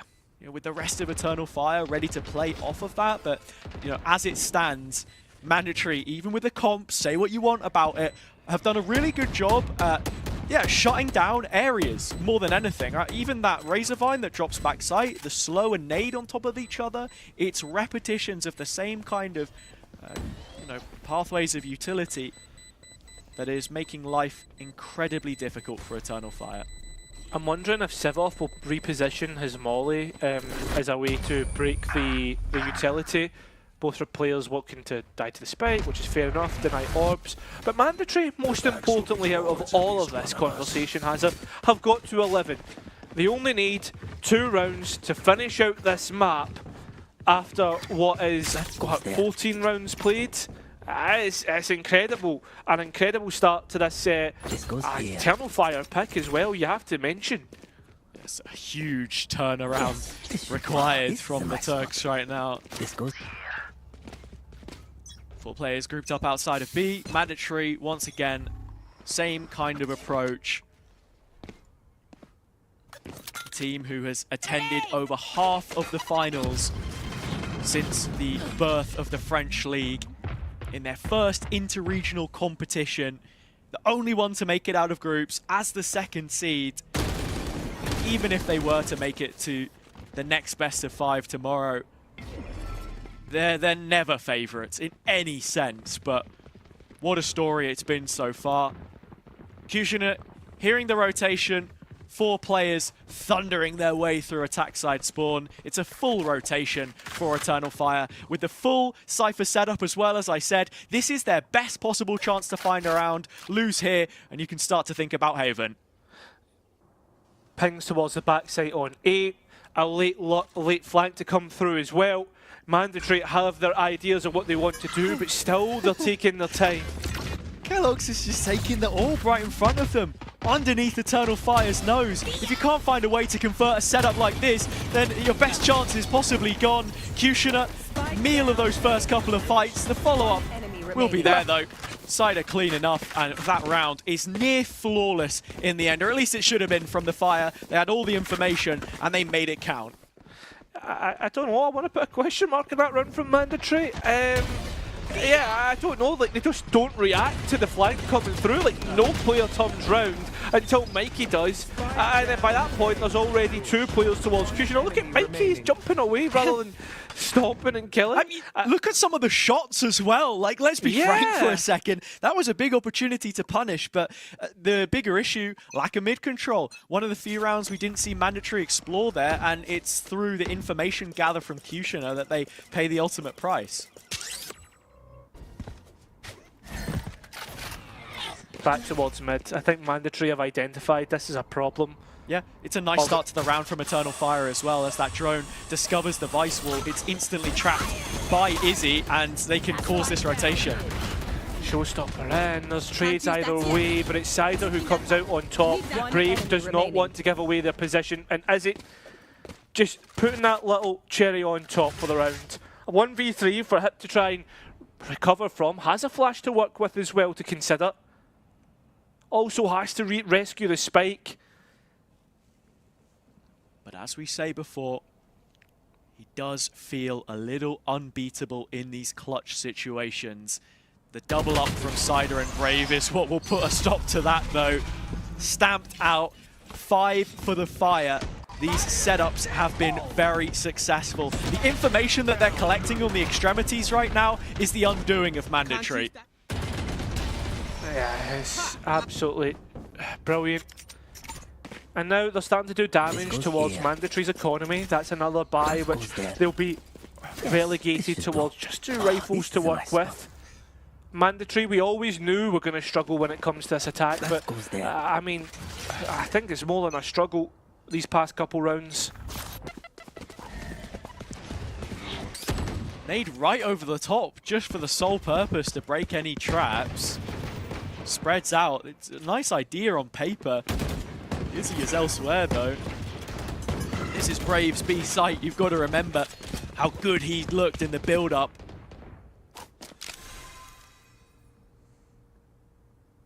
Back to mid, Mandatory go. The belly of the beast as Eternal Fire. Just wait behind this Nebula as it goes up. Not yet re-clearing that space. Got to be careful they don't overextend here and give a chance to a scrappy Mandatory side.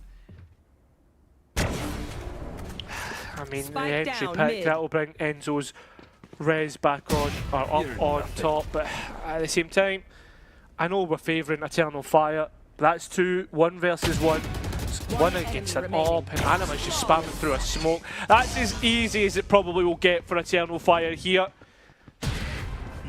Extremely clean. Anima building towards this ult. 1 away when the round ends. Kushner as well. Showstopper available. And then we'll get to a point where Mandatory need to make a pause for themselves as well. A win to make them the first French team in a grand final of an interregional event since Gentlemates won Ascension in 2023. Their assistant coach at the time, the current head coach of Mandatory now.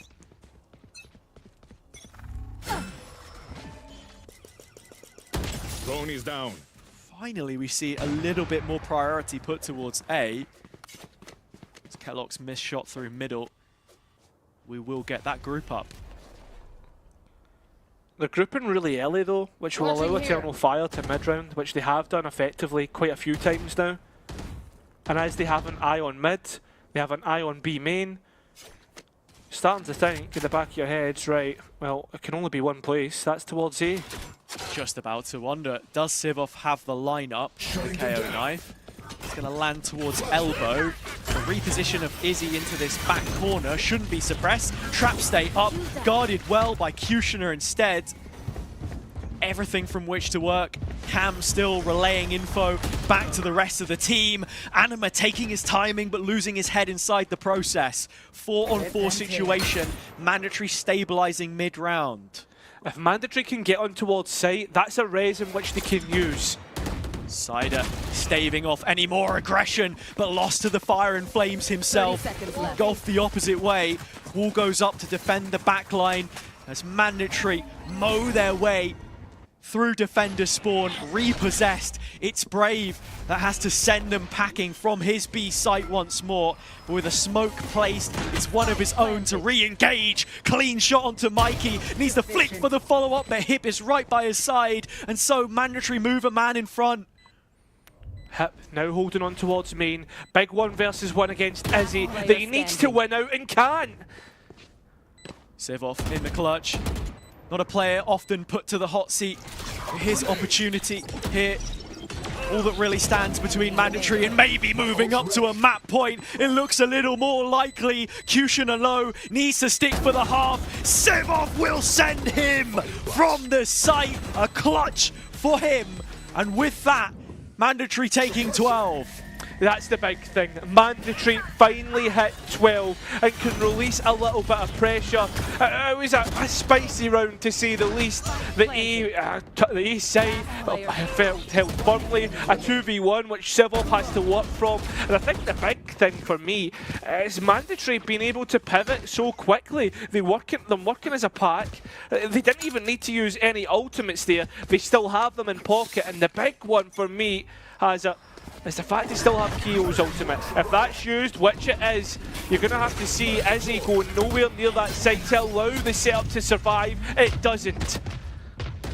Immediately dealt with. But in terms of the space that Mandatory have achieved, not all too much. They get into heaven. Same as they did in the previous round. It was the reaction which we credited them for, though. Steel Garden coming in, guns stripped away from the Eternal Fire defense. The classic in the corner is good enough for Izzy. Shorty from elbow, Anima locking it down, breaking both arms of this push as Eternal Fire can hang on for at least one more. They don't just break both arms, they break the whole entire push, right? Like, it falls apart. Mandatory expect respect for the ultimates that they used, and no wonder we're going to get a timeout here because they did not check any corners whatsoever and didn't even have a smoke towards CT when they got Heaven. It allowed for an easy peek from Kushner.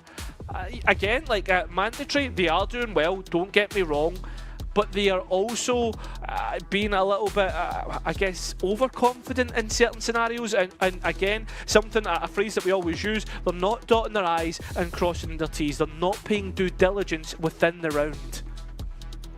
Eternal Fire given pathways back into this. You look at the timeline, it speaks for itself.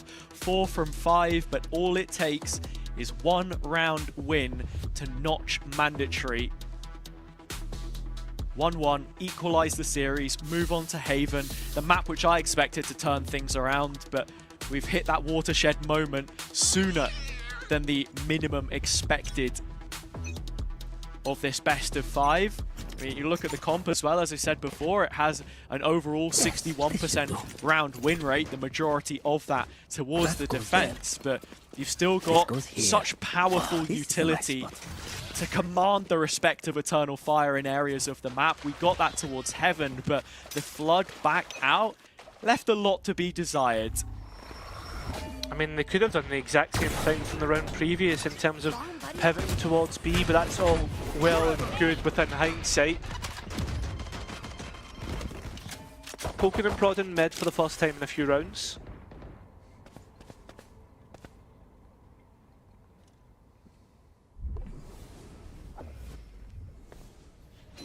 Very slow approach from Mandatory once again. Got the insert of Hip outside of A. Not seeing Eternal Fire go for any of the rehearsed openings from the strat book we would see them do previously. They're not showing that anywhere near the level of aggression that we got against Go Next, or anyone else for that matter on this map. And so to wall up. But as the aftershock comes in, it's enough of a deterrent. Mid push made! Kellogg's with a huge shot onto Anima, the rotate player, the support network of this Eternal Fire side, as it's an isolated Brave in the back that's got to do it all for now. Has to hold on, but the thing is, they wasn't able to, as Kellogg's looks to drag Mandatory forward, the showstopper doesn't hit, and Izzy spam does, the spray working out.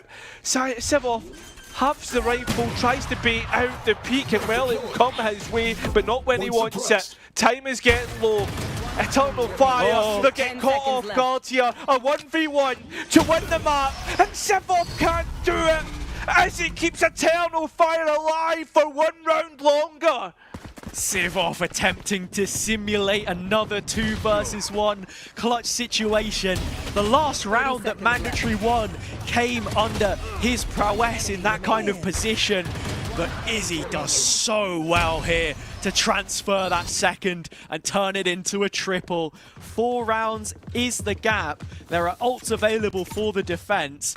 Something which they will continue to rely upon to win them even more chances in this. But for now, Mandatory still with breathing room.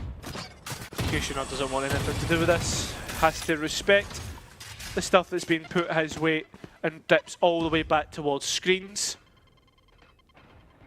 Eternal Fire need to be careful in terms of if there's any lurkers that get that far up a ramp, and while you're seeing Cider jump spot there, there still is timing for which Mandatory could have went further forward up ramp.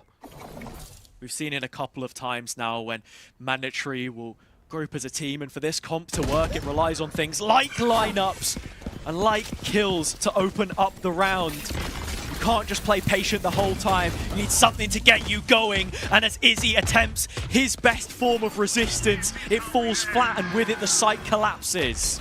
Armor getting used, and it's missed as Kushner drops out as he noted he's not somehow been able to survive! There's no way!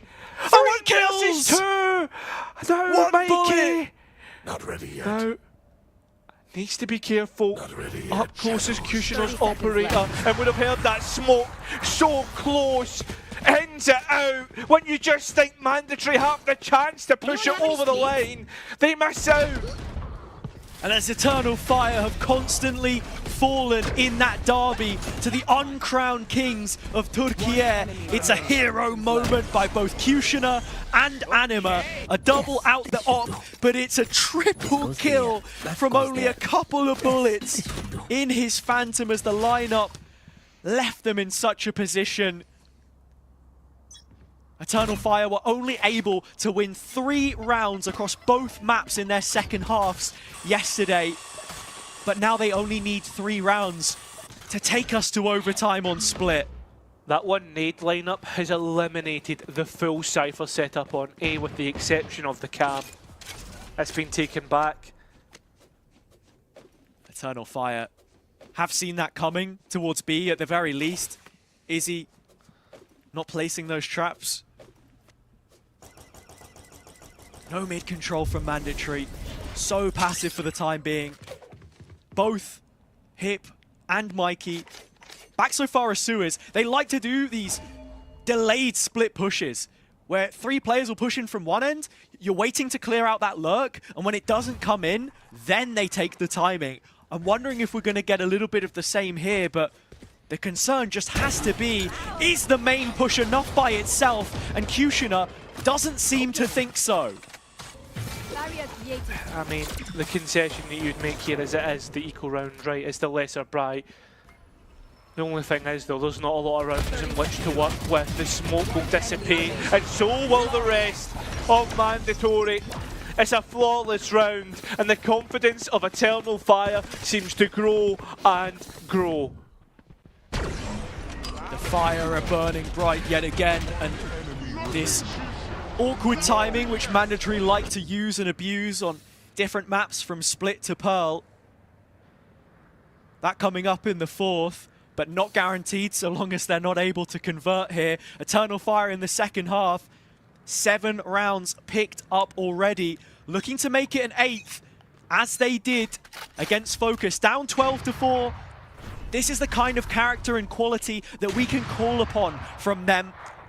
And to replicate it in this best-of-5 environment while they still lead by a map is the exact sort of thing that makes you a champion contender. Drone is down. Drones noted 2 players. The salvo's already being prepared. Still Mandatory have 2 players working on mid. That's when they're activating as Mandatory. Trying to hold on. That utility is good, but so is Kushner. He's able to get a pick. Something in which Mandatory will be able to, I'll have to fight back from.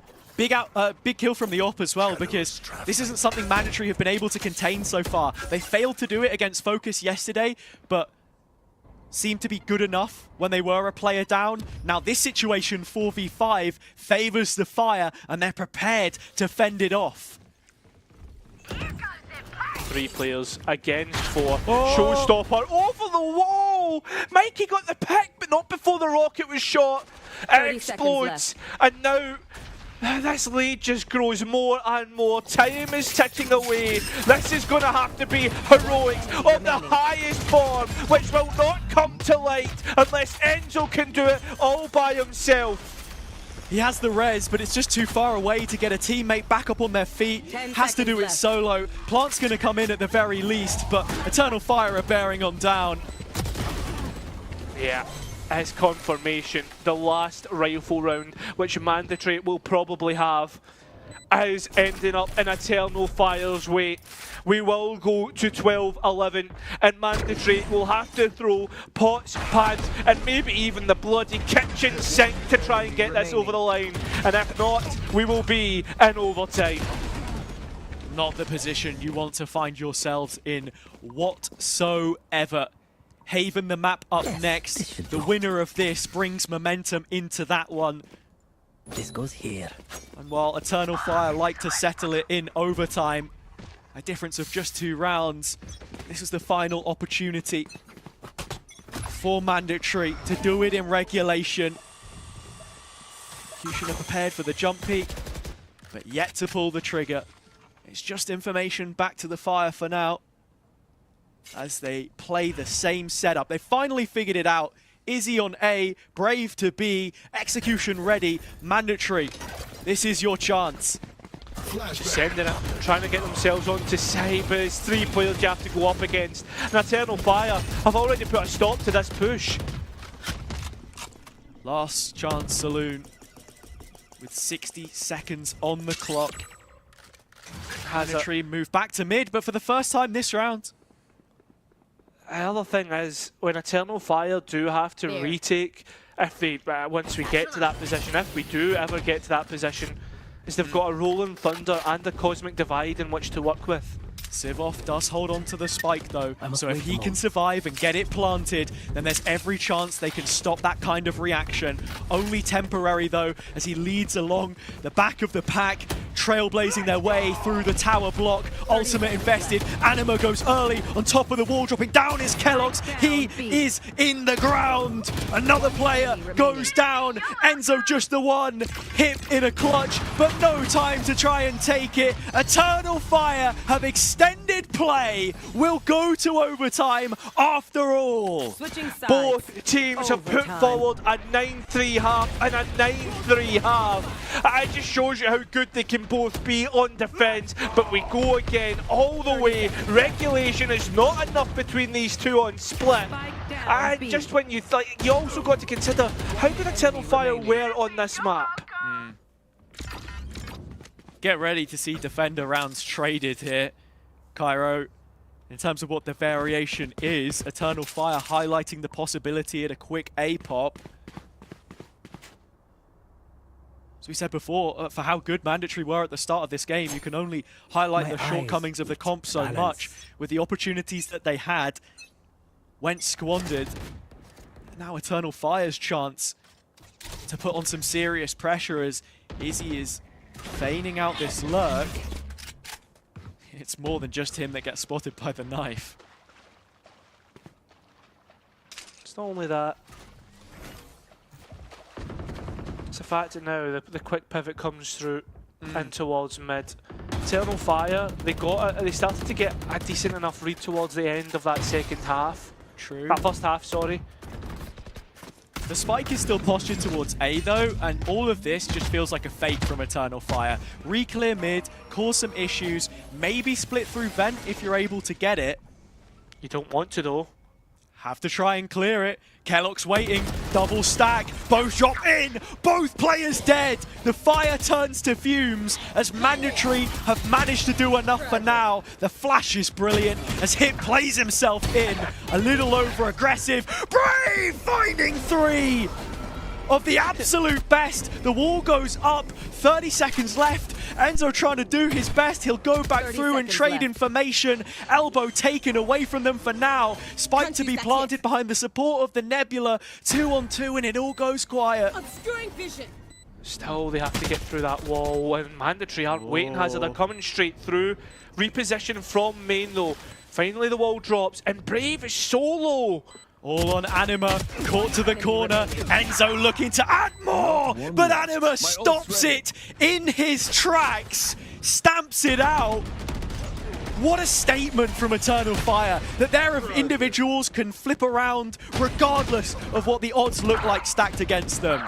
The commentator's curse comes to light once again. What did you say before this started? Be ready for both teams to trade defensive rounds. And at the first time of asking, Eternal Fire managed to brawl their way through and win an attack round. Now, Haza, after 7 rounds in a row, can Eternal Fire make it 8 and finish this map here and now?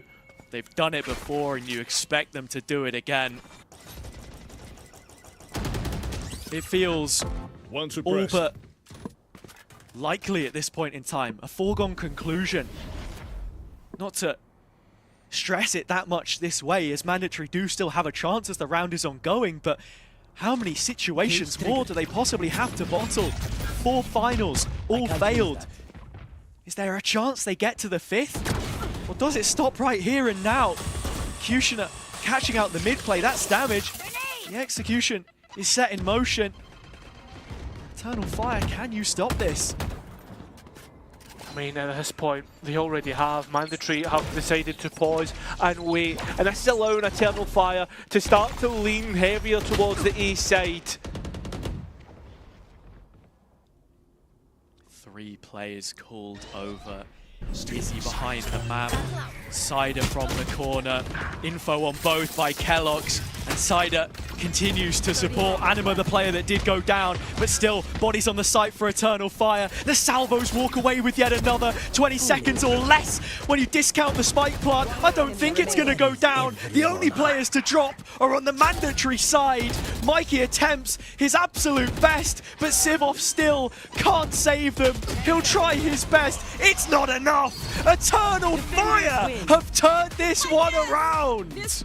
That I don't even know where to begin with that one, Hazza. Honest to God, my hair is a disaster because I've had my head on my head in my hands so many times. The rounds that we just witnessed there are nothing short of amazing in the way that, like, Eternal Fire showed some resistance, the utility from the Tahoe to delay, as well as that supported by the Breach and Astra combinations. All of it together was great. Mandatory's defense just as good. But when it comes to individual performances, when it comes to people you can depend upon, Eternal Fire just came out on top. I said this before, that we may just be waiting up until Haven to see Mandatory turn it around, but with all of that potential momentum lost, Split going the opposite way, Eternal Fire in a brilliant position, still only losing maps against BBL Pacific, the record continues. Is there anything that can be done to reverse sweep this now? I leave that with the analysts. What just happened? That Dude, is that insane. Game, I feel like, look, we've lost our hair, or at least it grew white, lost the hair, then regrew it, and I don't know, what the hell? That game had so many phases, right? Mandatory at the start had a really great start, 9-3 half, it looked solid, defensive-sided comp, then the attack happened, and there was a comeback, and oh, MP, help me here. Yeah, I mean, I think we've seen many great comebacks in this tournament already, but I think that was one of the best. That was amazing. 9-3 curse coming through. I'll do you even one better. 11-3 curse. I think that was crazy how Eternal Fire were able to come back and close out attacking side round instantly in overtime. Crazy work from players like Brave and Anima. I mean, Brave single-handedly brought that OT round to them. Man, I feel like there were so many pivot rounds. Sure, you could bring it up to Anima in that one specific round, you know, with a fight on round, but then there was this moment from Anima, and then there were different moments where Cider just pops off. Look, this one as well. Like, this whole game was a highlight reel, dude. This round was a highlight. What are you on about, man? This was just ridiculous. Round after round, Mandatory got so close. But Eternal Fire showed that their individuals can stack up against any of their opponents and come away with brilliant moments. Kushner 8 entries, 8 first kills, and that was a struggle that Mandatory faced on the attacking side. The operator of Kushner striking Mandatory down time and time and time again. It was amazing what they were able to do with the operator and the triple operator as well in round 23, I think it was. They were like, let's just triple it up. Yeah, I mean, they knew that they weren't aggressing quickly due to their comp, so triple up, sure, okay.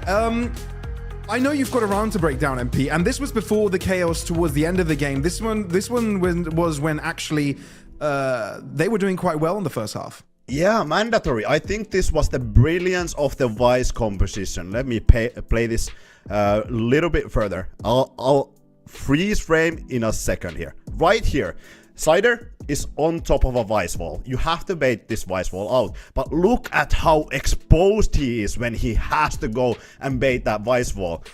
And when we play, the Vice wall doesn't even get baited. It didn't go far enough. That's insane stuff that happens. And the thing that was crucial for the side of Mandatory on the defensive side, not only they had that Vice wall, but they had the Sage wall here as well, which put Eternal Fire in a really awkward place. It was really hard to break that defensive side of Mandatory, but in the end, I mean, the other side was crazy for Eternal Fire. Mandatory, they couldn't quite get to the site. Their whole attacking side kind of relies on them getting to the site and setting up for that post plant. Then it's impossible to retake that, but they couldn't quite get there.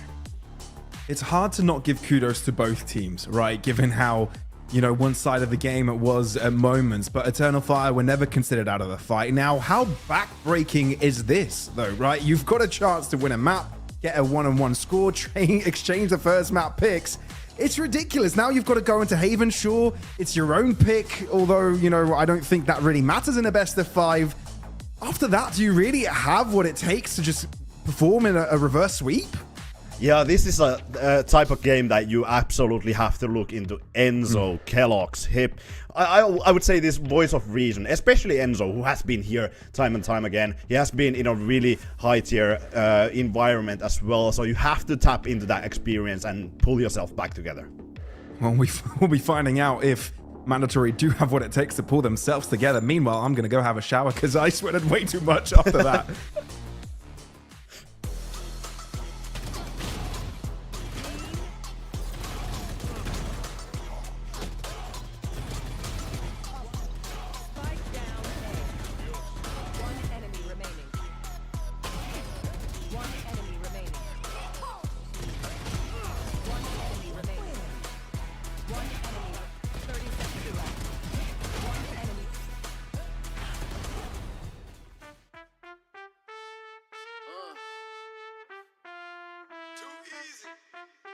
Don't stand too close, it might get hot and start dripping on you. Yeah, it's a whole lot of ice on me.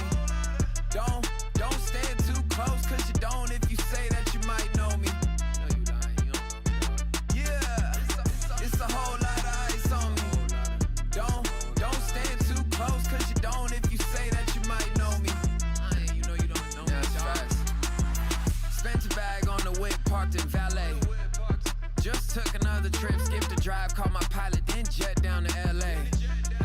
Yeah, tell me, who you know like this? Let the beat bang, turned off the light switch. I was in the VIP and met a spicy mamacita. Took her ass straight to Costa Rica. Yeah.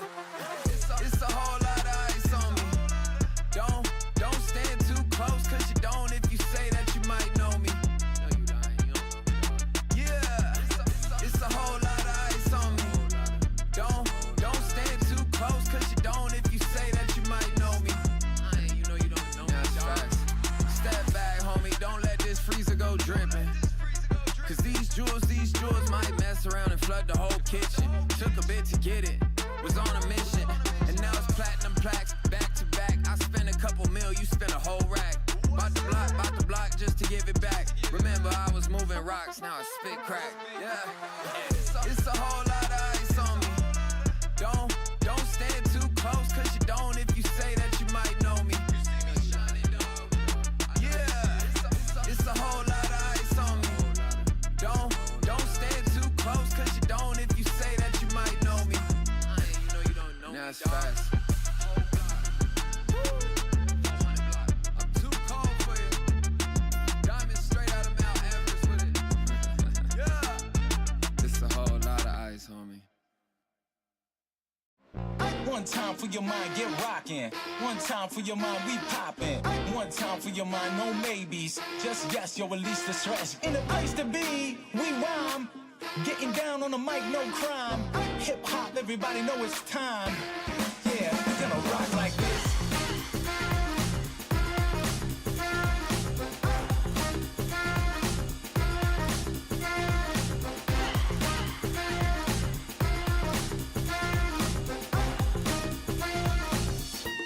Yeah, we're gonna rock like this.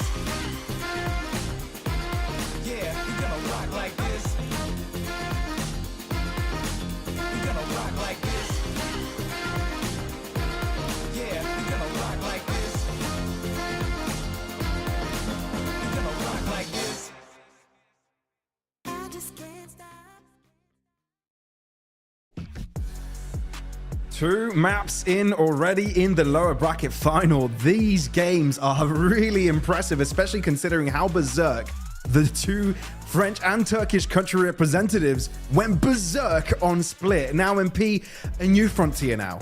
Haven, the beginning of what could be a comeback. We already saw progressive success for Mandatory. Is this good signs to come, or is it a backbreaker from them from Eternal? I mean, I think it's a backbreaker. Obviously, I think it's good for Mandatory that the next map that is coming up is Haven. It's not something like Abyss or Fracture where you kind of have to rely on set plays and controlling the whole map. Yeah, sure, in Haven you have to control the map, but it's an old map. You have played this multiple times, so I think that's kind of comforting for them. Sure, Eternal Fire, they have the complete momentum. I think their Haven is pretty good as well. It is not gonna be easy for Mandatory. No, it definitely isn't. No matter what lead you have, whether it's 9-3 where you control the site, there's some way that they'll be breaking through. And knowing the comps pretty much already from what these teams tend to play, you know how explosive Eternal Fire can be with that Tear Omen Breach combo. Yeah, absolutely, and I think that Teho Breach is the biggest part here. When you look at Mandatory, you look at Kellogg's, trying to play that operator here is crucial, even for Kellogg's, especially for Kellogg's actually. Getting a lot of good operator angles would be crucial, but I think Eternal Fire, they have been amazing with the Breach and Teho, bringing out a lot of those angles that Kellogg's usually plays, and denying those positions. When Kellogg's doesn't get active like that, when he gets denied completely, it's really hard for Mandatory to play this game, because I think when the operator is online, like we saw, I think it was yesterday or 2 days ago that Mandatory was playing against Focus. No, yesterday. It was brilliant. I think it looked really good. But it's gonna be a tough situation if Kellogg's can't dodge those skill shots, those utilities that Eternal Fire is gonna be. Yeah, it's been hard for him to get confident this series overall, but he's going to have to. After all, they did switch from the Yoru to the Jet for him to get confident on this Haven overall. We'll be seeing if that does actually get into effect and it helps Mandatory win this series. Throwing this over to Haza and Cairo to see how this game goes. Let's see. Look, I said from the start, this map has to be the turning point for Mandatory. There was maybe even the possibility, there should have been the possibility, they came into this with a map under their belt, giving themselves a much brighter outlook on the rest of the series, I think, when you consider their performances on Pearl this event, the fact that neither team's really shown bind, so by the time you get there, it's anybody's game. But Eternal Fire will be fueled on confidence now, and it's just going to take one step at a time to chip back away at that. I think this is going to be a real test of mentality here, Haza. How strong you can be as a roster. Do you bounce back from a map like that where you say, listen guys, we did get to 12. Sure, we lost 8 rounds in a row and allowed our opponents to win that map in the end. But coming into Haven, this should be where we feel more confident. This is our chance to start to bounce back. And it shows the depth in our pool. I think Mandatory aren't quite out of this just yet. But if Eternal Fire come out all guns blazing, I think that just kind of sums it up. Yeah, they need a good start here more than anything else. Yes. That's absolutely key for Mandatory. You know what they say, old habits die hard. This is the perfect opportunity to kick them out, or they'll be kicking the bucket in the process. The deepest run that this team has ever made. But once again, you can't help but feel they might fall short. I think Pavlos touched on the perfect point just before we threw over. Kellogg's changing from the Euro to the Jet, and his performances seem to increase. A player who, on traditional duelists, your Raze and your Jet, seems to perform to the highest capability. He will need to be a real highlight for Mandatory in this map of Haven. Showed it on both maps yesterday, the level to which he can rise. A lot more costly in terms of first deaths. The success rate isn't quite there. However, it's the trades and the space making which was everything. Izzy already starting to clash with those Mandatory players, but the pack fights back and they can now move towards the ace side. Again, this tail coming through and delaying Mandatory from moving any further. We know they like to play slow. And Eternal Fire looking to reaggress, which is punished. Cider, no more Teho utility for the rest of this round. Eternal Fire running themselves into the ground. Walking maybe a more apt way of putting it, because it's slow. And it's a bit silly. I think we saw Cider fall foul to similar mistakes before. Mandatory have called a pause on this, waited for that regenerative utility to come back up. The stun and the reveal matched with the paranoia perfectly. You'd think it spelled success, but Eternal Fire hold that sight. There is no way they should have won that. Just because of the bodies that were on Mandatory, the patience that they paid. It wasn't even as if Eternal Fire had better positions either.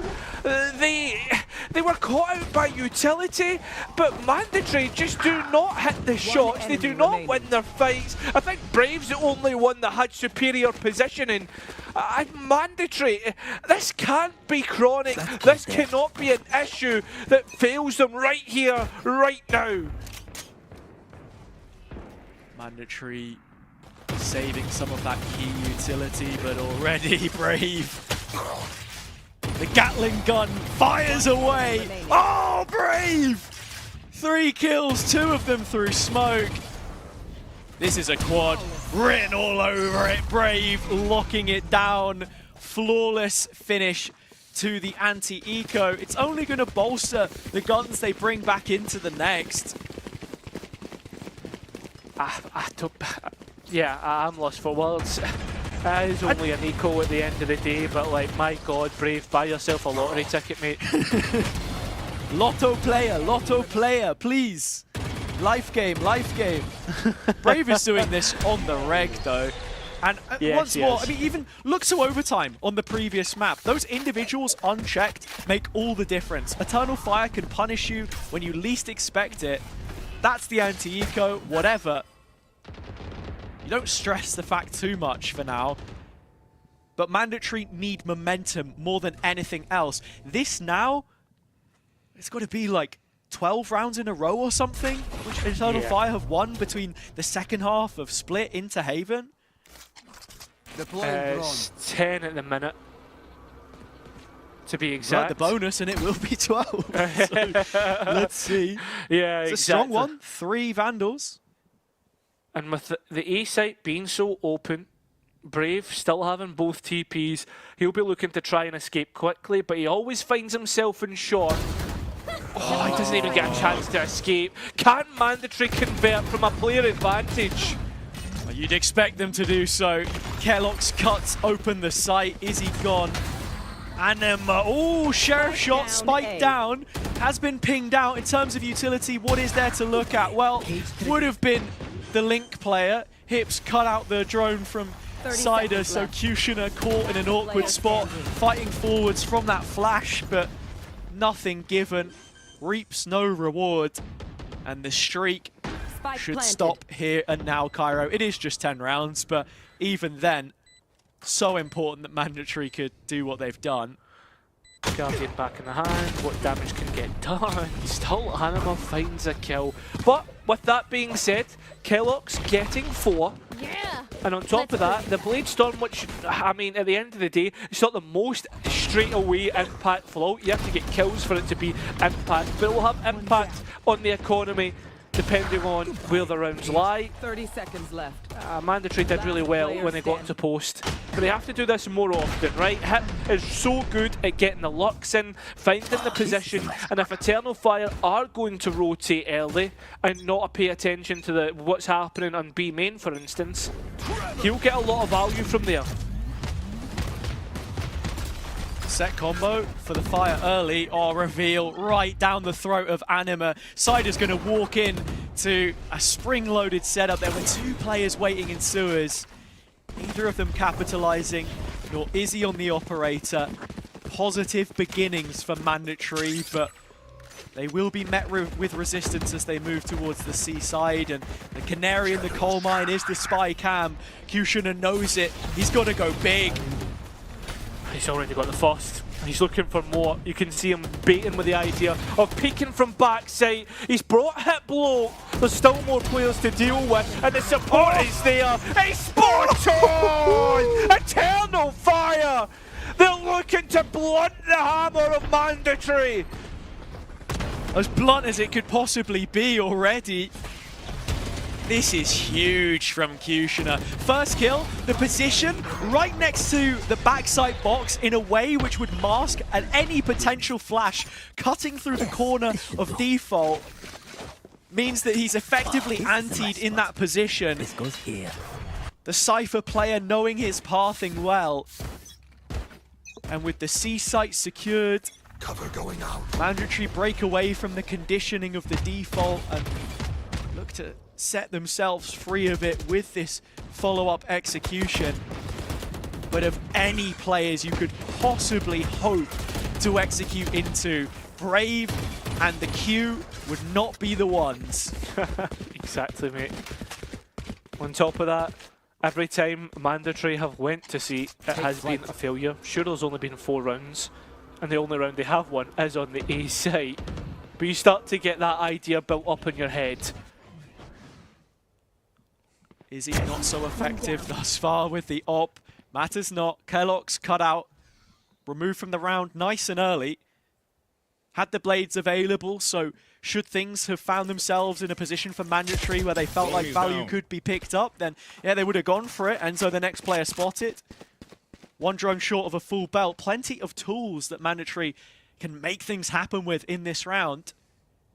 But Brave is arriving towards A, and with 30 seconds left, there's only one place that Mandatory can go. 30 seconds left.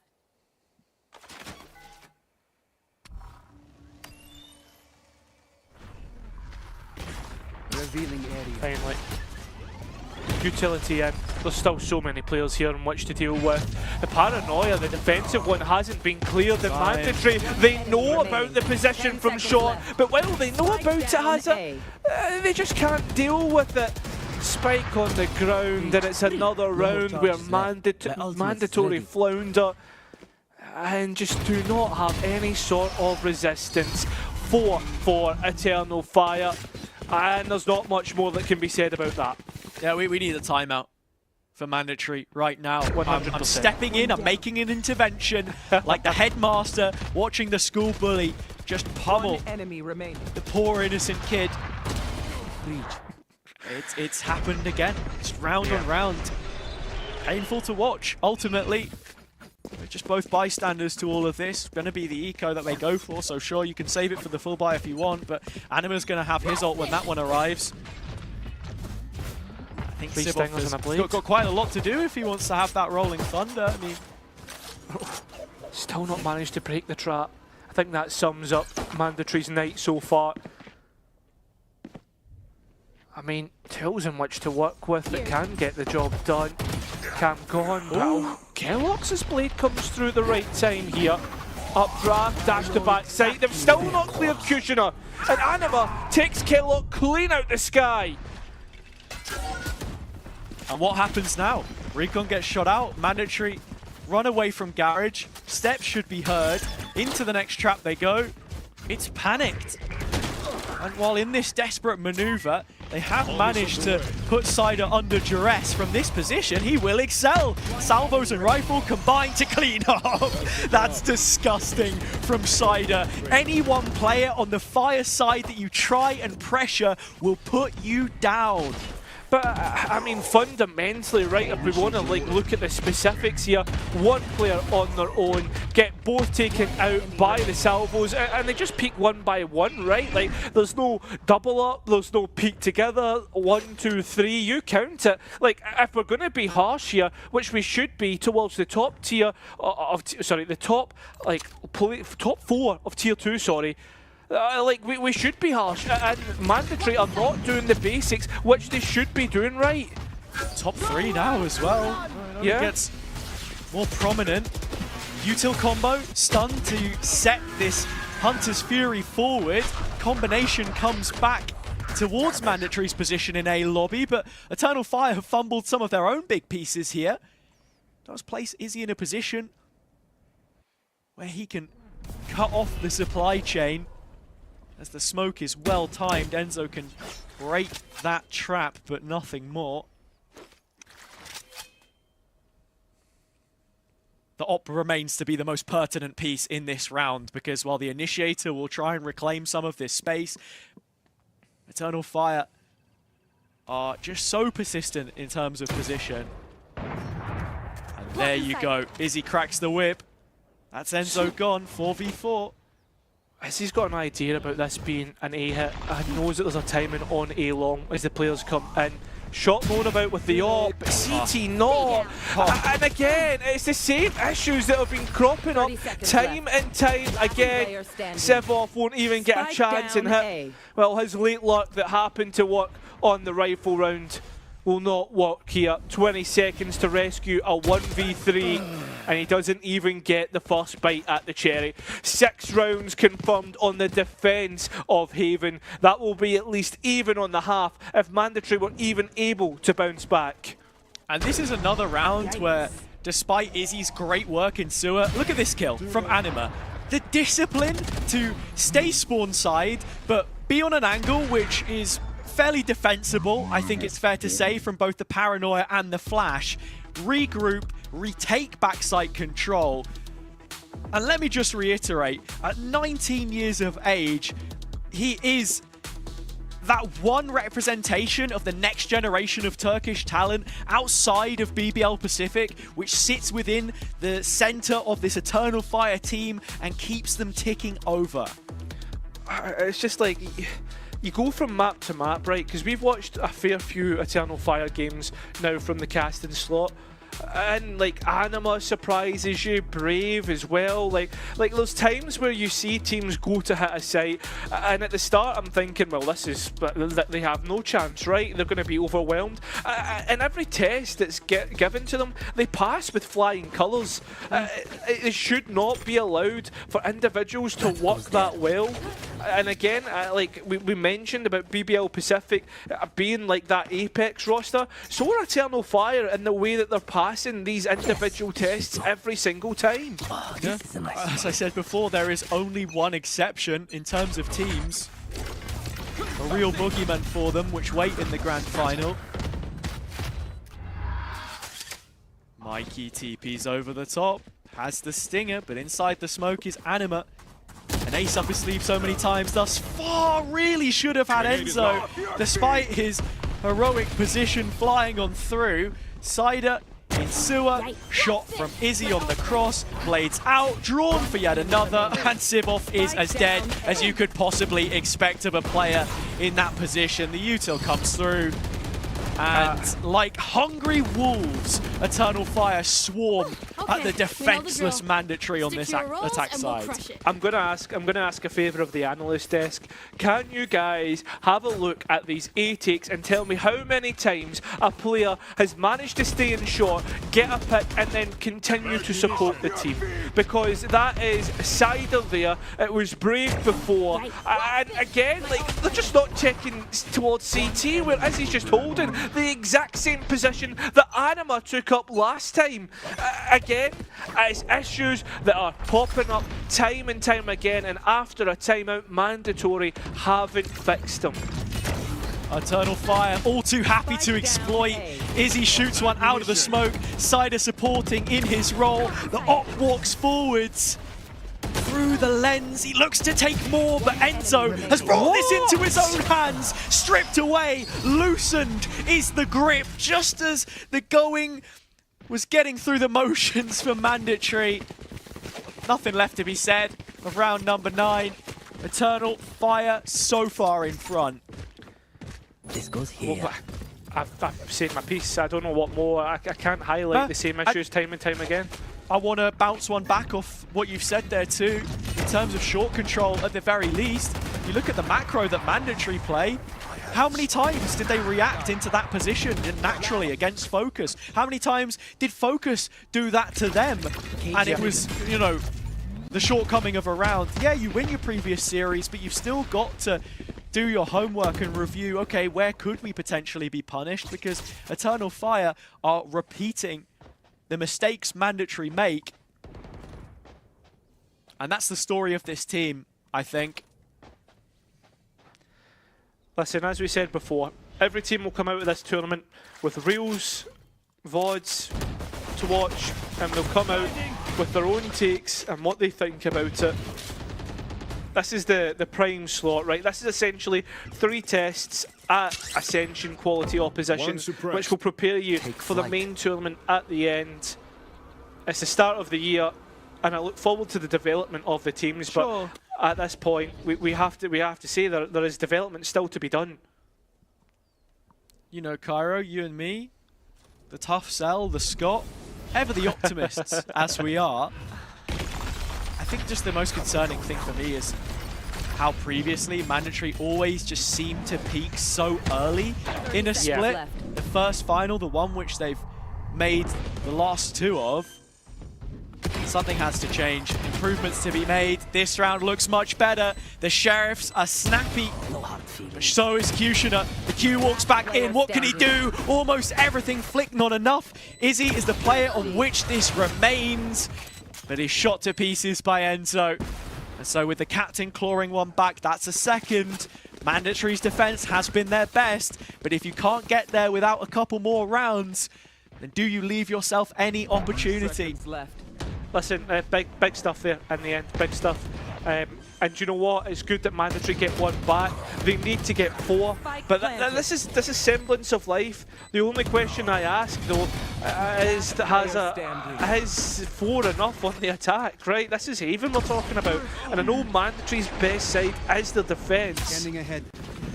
Listen, once we get there, we'll find the answers. I don't think Kellogg's is getting out of here.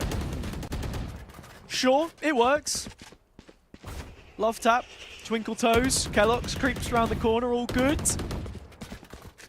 Tis but a flesh wound, and with the op in his hands, it's exactly the gun for the job. One bullet is all he needs. I almost feel like that's maybe not been the case so far, though.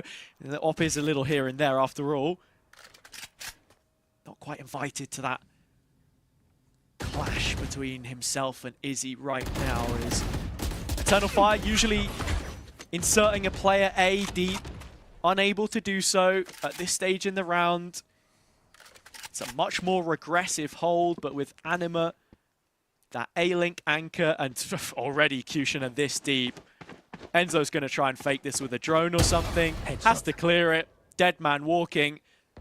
Acceleration on the A plane now. And we do get this op. Dueling against each other, and who's going to win? Of course, it's Izzy. It's the acceleration of a Citron Hazard, as you called them earlier. There is somewhat of something to work with here. The operator of Izzy trying to hold on to backside themselves, but Mikey is low. That's the only other exception, and now 2 players low, and it's Kushner to try and clutch up. Okay, there's something in which a Mandatory can work with here. I mean, Simov was low, that's the first player, but the point of contact is more than just a chess piece. Last round. Takes that trade himself. And what you got? Final round before the half ends. Look, Mandatory find 4 rounds here. The chase is on, I think. But even at this point in time, Eternal Fire doing all the right things at the start of the round, then it begins to crumble. And I'm wondering, like, we do see Eternal Fire. Again, we talked about it last time about discipline issues. Like, Eternal Fire can fall to those. Find that, like, you see solo peaks where they shouldn't get more than what they get. I mean, like, for instance, Izzy there, like, shouldn't have been able to get that. Uses their own smoke against the Mandatory. They've put at a disadvantage. How do they get a player back on their side? It's crazy. Only player on the Eternal Fire side in the top 10 for ACS this event, but the graph continues to chart upwards as Izzy wants to reach new heights. Op in his hands, yet another kill picked up, and Mandatory's worst nightmare is starting to become the reality which they live in. Brave, darting down long, more space taken, you go see. You've got to get past him at some point, whether it's through garage or this position. Mandatory are really clutching at straws right now. They've not been able to put on any real pressure to make this a problem for Eternal Fire.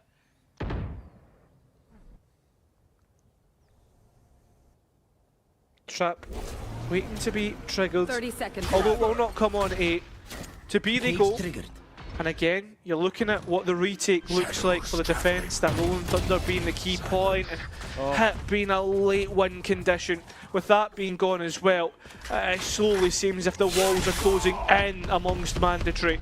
Even the ult from short side there. Aftershock combined. Anima in proxy has won the fights without even having his feet on sight. 9-3 it finishes. Bullets in the bodies, salt in the wound. What a performance in this first half. Eternal Fire with their chance to send it home in straight sets and rematch their rivals in the final.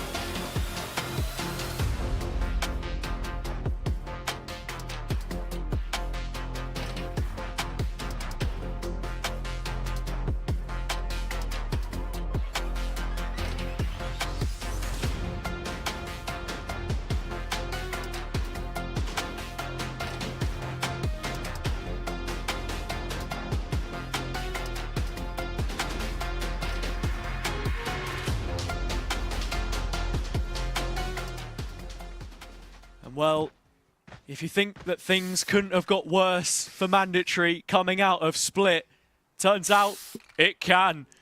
Only a few rounds now for Eternal Fire to make that final.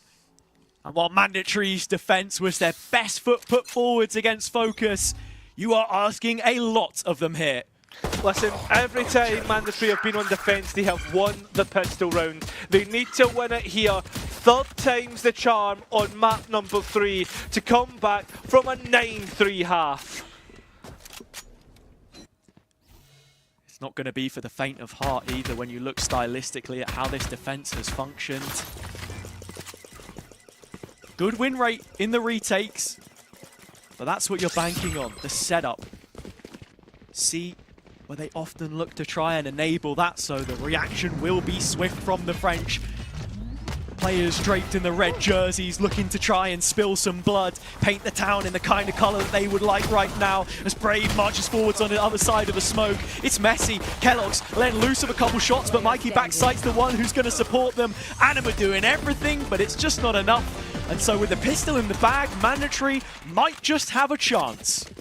Listen, if Mandatory were able to win games on pistol round defences, they probably would have won it by now. That's 3 in a row, but there's still plenty of rounds to play, and when it comes to the rifle rounds, that's when Mandatory begin to fall apart. For those at home who maybe have not seen Mandatory on Haven defence, they do put up a fair resistance.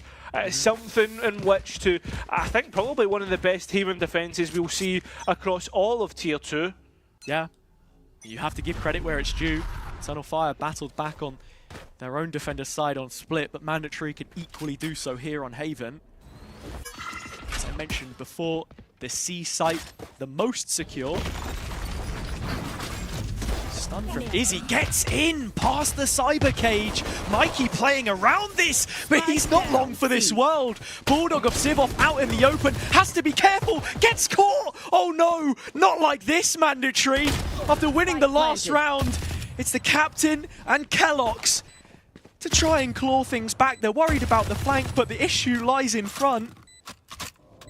Freeze, reload, fire creeping closer, peek round the corner, damage, Cider to do it, but no, Mandatory get through. It is painful to watch though, may I add.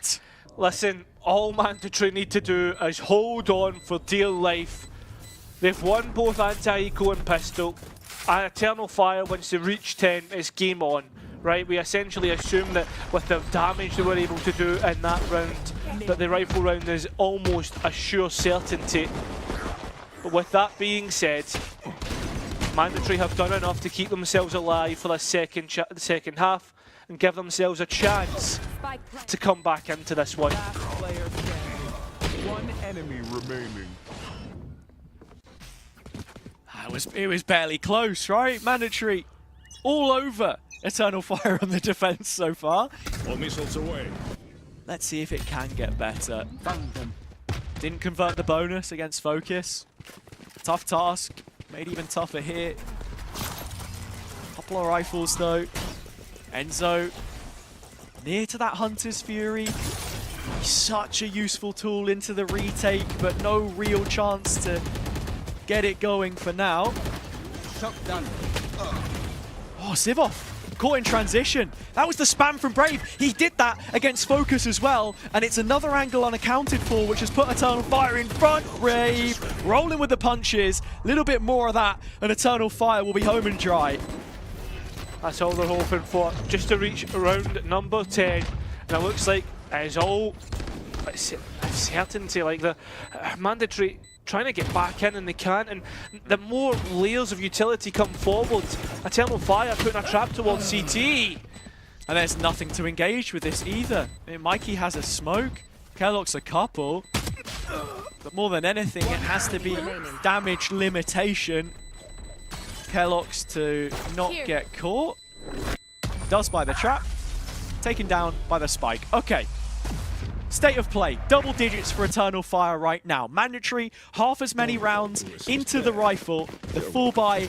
This, the opportunity to close that gap. 4, not that far apart, but Eternal Fire have looked very strong once they've got to post. And I think that's probably the biggest problem that Mandatory will have to face right now into those retakes where they have shown success. Yes, you've got it spot on. I mean, the thing is, Eternal Fire win this round and they will break the defender's economy. They are walking along a knife's edge, the French side, and they've got to try and brawl their way through A. Contact. I mean, who's taking it towards Sewer? It's a stun actually out on long. Instead, players line up. Kellogg's only able for one. Now, Enzo brings the ult online, but in his disengage, it's Mikey that needs to come up big. Lobby under wraps. Mandatory making this one look pretty easy in the end. But Brave's still alive, and as long as he is, anything can happen. 2 kills lent to Anima, but can't clutch it out with what was given to him. And so, with that situation, Mandatory will make it 4. Keeping themselves within touching distance, Hazard, that's the big thing. And then also having their own ultimates come online, as well as getting through Eternal Fires. That was a Rolling Thunder invested, probably one of the biggest. Armageddon nowhere near online. I mean, Mandatory are coming up to their own Rolling Thunder as well. So there's big pieces starting to come into play for both sides, as it is almost, and it feels like, a dash towards the end of this map. Look at the replays. So many 1v1s taken there as we're already into the next round. No rest for the Wicked.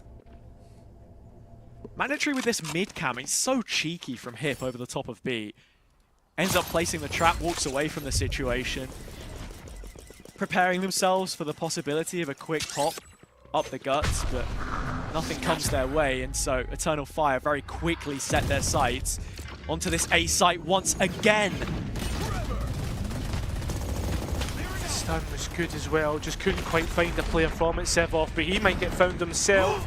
Very low, the OMG play, the outplay, it's come through at the right time. Eternal Fire getting the spike down, post plan to get through, and this should be easy and smooth sailing towards round number 11.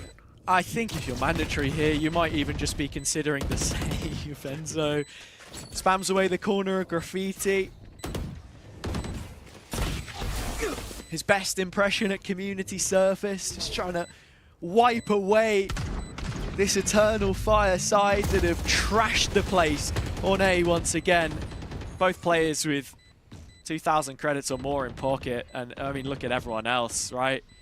You have to be keeping a hold of these guns because it's not a pretty sight for them. That's it. And I think you've hit the nail on the head, mate.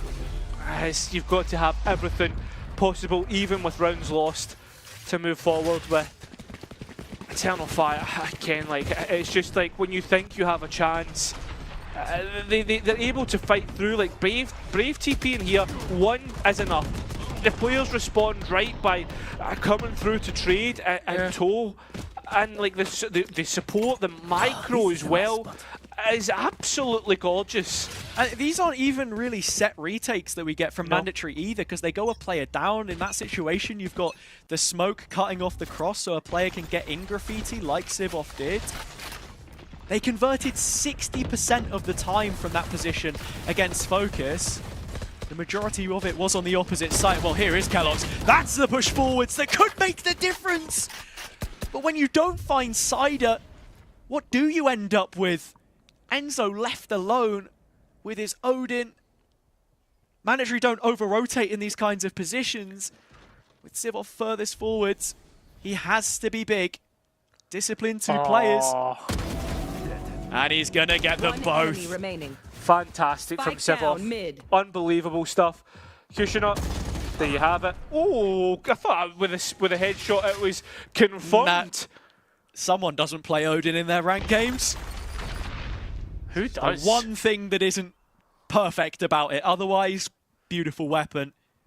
And a beautiful round from Mandatory as well. I think they set this one up pretty effectively. They know what the A lobby control looks like from Eternal Fire. Same kind of approach, different perspective. Mid is where they go. Kellogg's to queue it up. Really nicely done. It's not only that, right? It's the Kellogg, as you said, like Kellogg's actually queues it up with his information given away. Listen, about 3 players came out of window, and then straight away, like you have the response from Mandatory to walk down mid. Because if Eternal Fire leave, then Mandatory are hot on their heels. And if not, if they come back through, you've already deposited a player so deep in mid, you get the value that Sivov did. Stun through mid. Reaction, Eternal Fire! Cider 2 kills. Enzo leading in Hunter's Fury. Eliminations this tournament. There's another one of them. 3 versus 1. Which Kushina has been thrown into. Short of 30 seconds into the round. It was just so quick. Mandatory gearing themselves up, man, and look, with another of these rounds, the gap is then reduced to 3. Could they? Cairo, you said this was going to be an all-Turkish grand final. I imagine there's still the possibility you stand behind that. But for me, I still think it does very much rely on this map. I said it before we came into this.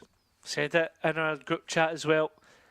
I did have a feeling that it would be a 3-2 Mandatory date. The first 2 maps certainly haven't made me feel confident in saying that. But with that being said, I think it's still all to play for me, if I'm being completely honest. 30 seconds left. It will be 11-8, unless again we have some unbelievable heroics. So looking towards the next couple rounds, how it looks for the attacker economy, it's not looking that good whatsoever. They do have the Armageddon to play with. You've got to focus on the hero now, though. Kushina can get a plant at the very least, so that's something, and the Neural Theft will join it. But yeah, rightly enough by you. I respect your game. The round was done enough. Kushina unable to bear the weight of 3 Mandatory players. 3 rounds, the difference, and I mean, just the fact that Enzo immediately commits that up, how snappy it is, and hit as the Sentinel is peeking out of Garage, for God's sake. Like, Mandatory aren't half low on confidence here, despite the situation. Well, they need to be high on well, not high on confidence, but they need to be confident in how they're playing and the system that they're playing. They need to hold fast, right? Eternal Fire, for the most part, a lot of it is individuals that have come through to upset what Mandatory are doing. It's not as if anything that they're doing is terrible. You've got to remember, right, they did get to 12-6 in the last half by no mean feat. This will be the first time that we see the C site under siege The only retake that they lost against Focus was a 1 versus 2 won by Mystic. Every single other time it found the mark, but Kushina's Bucky in the back lines is firing blanks. As his blades still not being used, and when they are, it's Mandatory's retake that comes through at the right time! Oh my god! There's no way! Spike denied, and Kellogg's up against Kushina's rifle. Another 1 versus 2. This time it's Kellogg's to try and confirm it. Over the top he goes. Kushina has spotted him, retreats in position, another missed bullet, but still a chance. A looming one. Kellogg's to keep Mandatory in it. A slow peek taken from the side as the Cypher player is undeterred. Eternal Fire will find series point on Haven. It just comes into individuals once again. This is a little bit suspect, but apart from that, I mean, at this point you're thinking Mandatory have done all they need, and then Anima combined by Kushina, just absolutely surreal. And then Kushina, just to have the confidence, not only not to peek away, to pre-aim towards the late peek on box, but to anticipate the close peek. I mean, yeah, what else can you really say? That's experience coming through at the forefront. Both players plying their trade in the upper rungs of the partnership system. Cage triggered. Both in the first year. Coliseum, their temporary home as Tier 2 is where both now stand, fighting for their chance to rejoin the elite. Mandatory are just 1 round away from falling short. This time of the final. The 4 French that they've had, the 5th internationally, interregionally, could very quickly be lost. Kushina is the point man. The Cypher player once again to be the difference maker on the A site. But it's Kellogg's that wins the first duel. It's not for long. It just continues on, Hazza. The retake's trying to come in. Mandatory to save themselves. It's Sivov. 38 kills on Haven last time out. He has to be the hero, put the cape on and save them. He can't do it. And while Eternal Fire were denied the Derby win the other day, they will make it to the grand final and get that chance at revenge. Listen, they've had a chance at revenge time and time again, and every single time between these two rosters, it's BBL Pacific who have come out on top. But for this regional tournament, I mean, the one thing that has to be said, it has been Turkey all the way. I called it in game 1, and I'm happy to be confirmed now coming into the last game of this full tournament. Congratulations, mate. I think that's the first correct prediction we've actually got from you, so well done. No, honestly, respect. The Turkish region are looking stronger than anyone else, at least in the first stage of challenges. Mandatory, still not quite there. It's a long year, but that also poses potential issues. The drop-off that we've seen from them before, they don't quite have the bottle to get through it here again, but for Eternal Fire, the quality and the performance for them speaks for itself. A 3-0 sweep in another best of 5. There's only one team that have beaten them in these situations so far this year, and that is the one which they will meet in the final. What a best of 5 lower final this has even been, even though it was 3 maps. Analysts, I would love to hear what you have to say about what we've just seen on Haven. Honestly, perfectly said there, Hazza, but there was a question that Kyra asked during the first half. How many times did Eternal Fire's funny business over on the A site sewers positions help them get a win? Now, I made the count. I actually went through the VOD and saw a ton. And look, it was spectacular to see here from Eternal Fire all across the board, all of the series, all series long, and they definitely deserve that grand final spot again. Mandatory did have a bit of a resurgence at some point, MP. You could tell they were really fighting for it, but look, it wasn't meant to be. No, it wasn't. And I think we have an interview ready, if I heard it correctly from our producer. Brave, welcome. Hello. Hello. I mean, I want to take it back to Split. It was an amazing map. I kind of want to talk about the composition that Mandatory was playing on Split. Have you played against it previously in like scrims? Did it kind of catch you off guard? Actually, we played against Vice in scrims, of course, but like Sage Vice at the same time, we didn't experience that before. So we knew that they were like city-sided map. They knew that we picked split, so they start defense, and like it was 9-3 was normal actually, because that comp you can't go anywhere. But in the city side, when we go to the city side, we knew that we could come back because their comp is doing nothing on T side. Well, fair enough here, Brave. But look, you obviously have to play BBL Pacific again tomorrow. How confident are you that you can grab that win, and what can you do differently to actually succeed this time around? We just need to be ourselves in the Pacific match. Like, we need to play just how we played today. Like, I'm always confident as individually. So that's it. Awesome, awesome. Now, obviously, we've seen you've had a long career, right, with a lot of experience over in VCT, which kind of, you know, baffles me that it's been since 2021 that you're not in VCT. You know, do you feel it in your bones you're going to get there again soon? Is that what drives you in situations like this? Actually, yes. Also, like, we made this team, you know, with my old teammate, also my best friend in this world. So I wanted to make VCT with him. That's why I actually choose to play in Tier 2, because I had chance to play Tier 1 again, but I didn't choose because I was so tired at that moment and I didn't want to play in Tier 1. Yeah. Well, it's good to see you perform, and, you know, doing it with your best friends is even more awesome. So again, thank you for joining us on your interview. I'm going to let you prep because I'm sure you're going to need a good night's sleep for tomorrow's match. So best of luck with that one. Thank you so much. Thank you, Brave. I mean, great insight there overall from this match. Playing with your friends is definitely something that you've got to put into consideration. And the fact that these players move in unison like this, they're always on the same page in so many situations. They feel online confident all together. I mean, it all kind of makes sense now. Yeah, absolutely. And I think talking about playing with your friends, having fun, that is what shows in the server. The consistency that Eternal Fire has throughout this tournament, throughout this match, throughout the series that they had. I think it all comes down to that.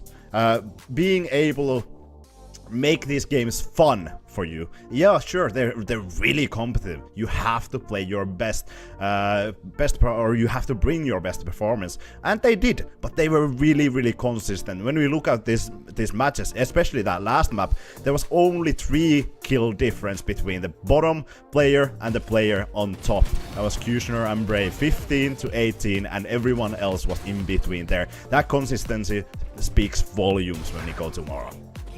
It really does. And I think the fact that you have the confidence to actually go for a lot of the plays that, you know, Mandatory were able to set up from, whether that is on Haven, whether that is on Split, I think that is confidence that, you know, wasn't really showing up against matches against BBL Pacific, right? Given the fact that they've, you know, that team has a lot of individuals that go for crazy situations like this, it kind of got overshadowed. But I think, like Brave said during the interview, if they continue playing like this, if they show a confidence form of themselves and not focus too much about, you know, how impressive their opponents look, they might actually have a solid chance.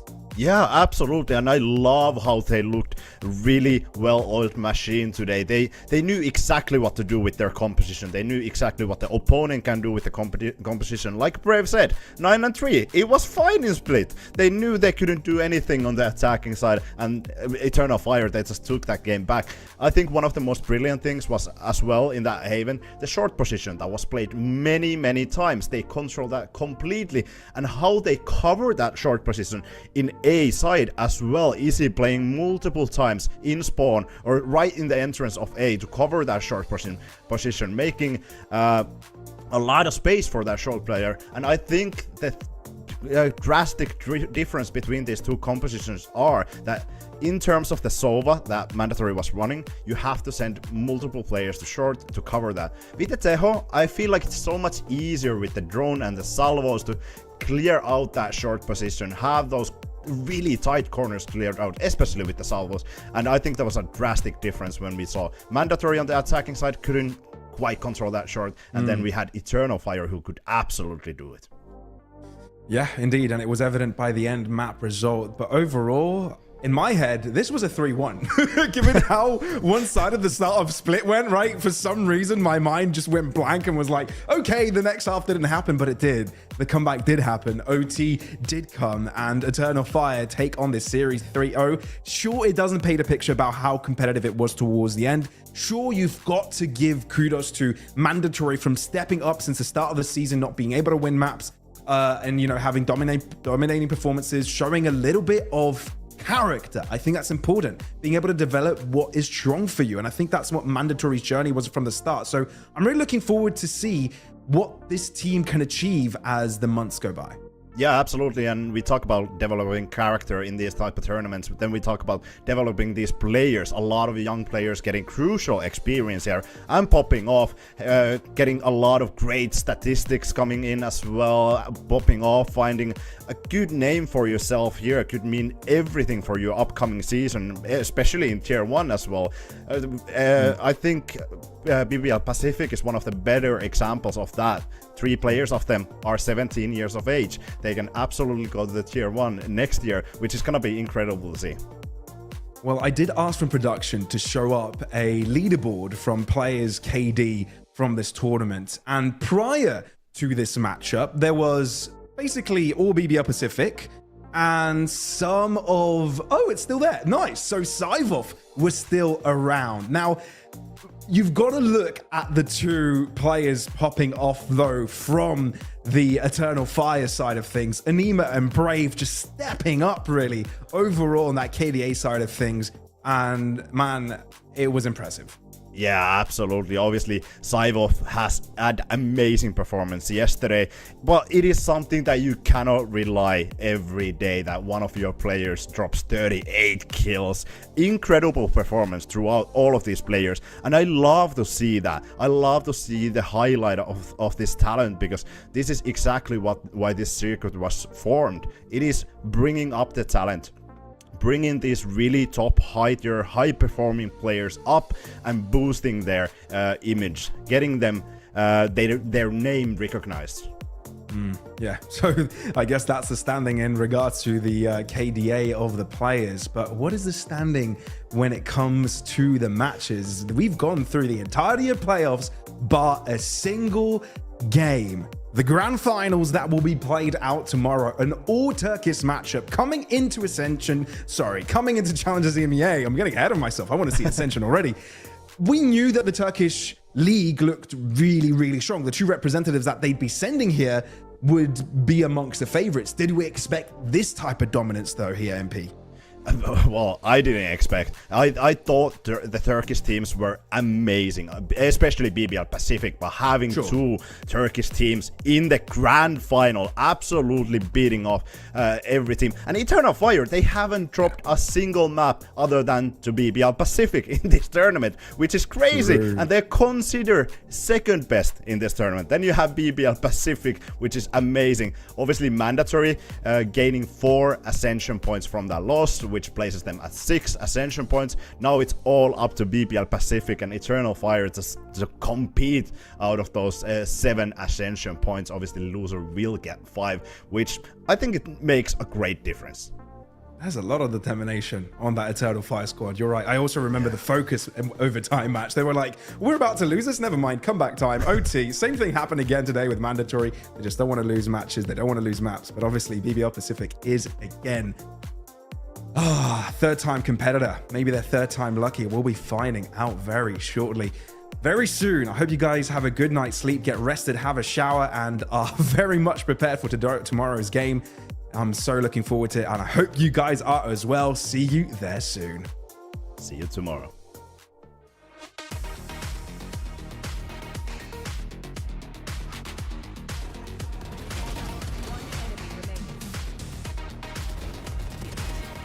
One enemy remaining.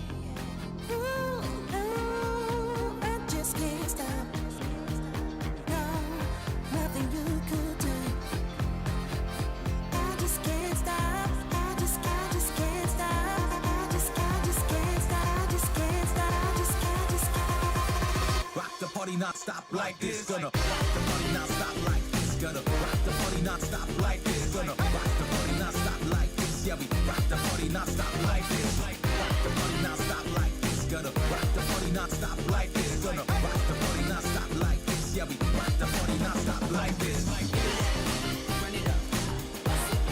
We got the fire. Run it up. Run it up. We got the fire. Run it up.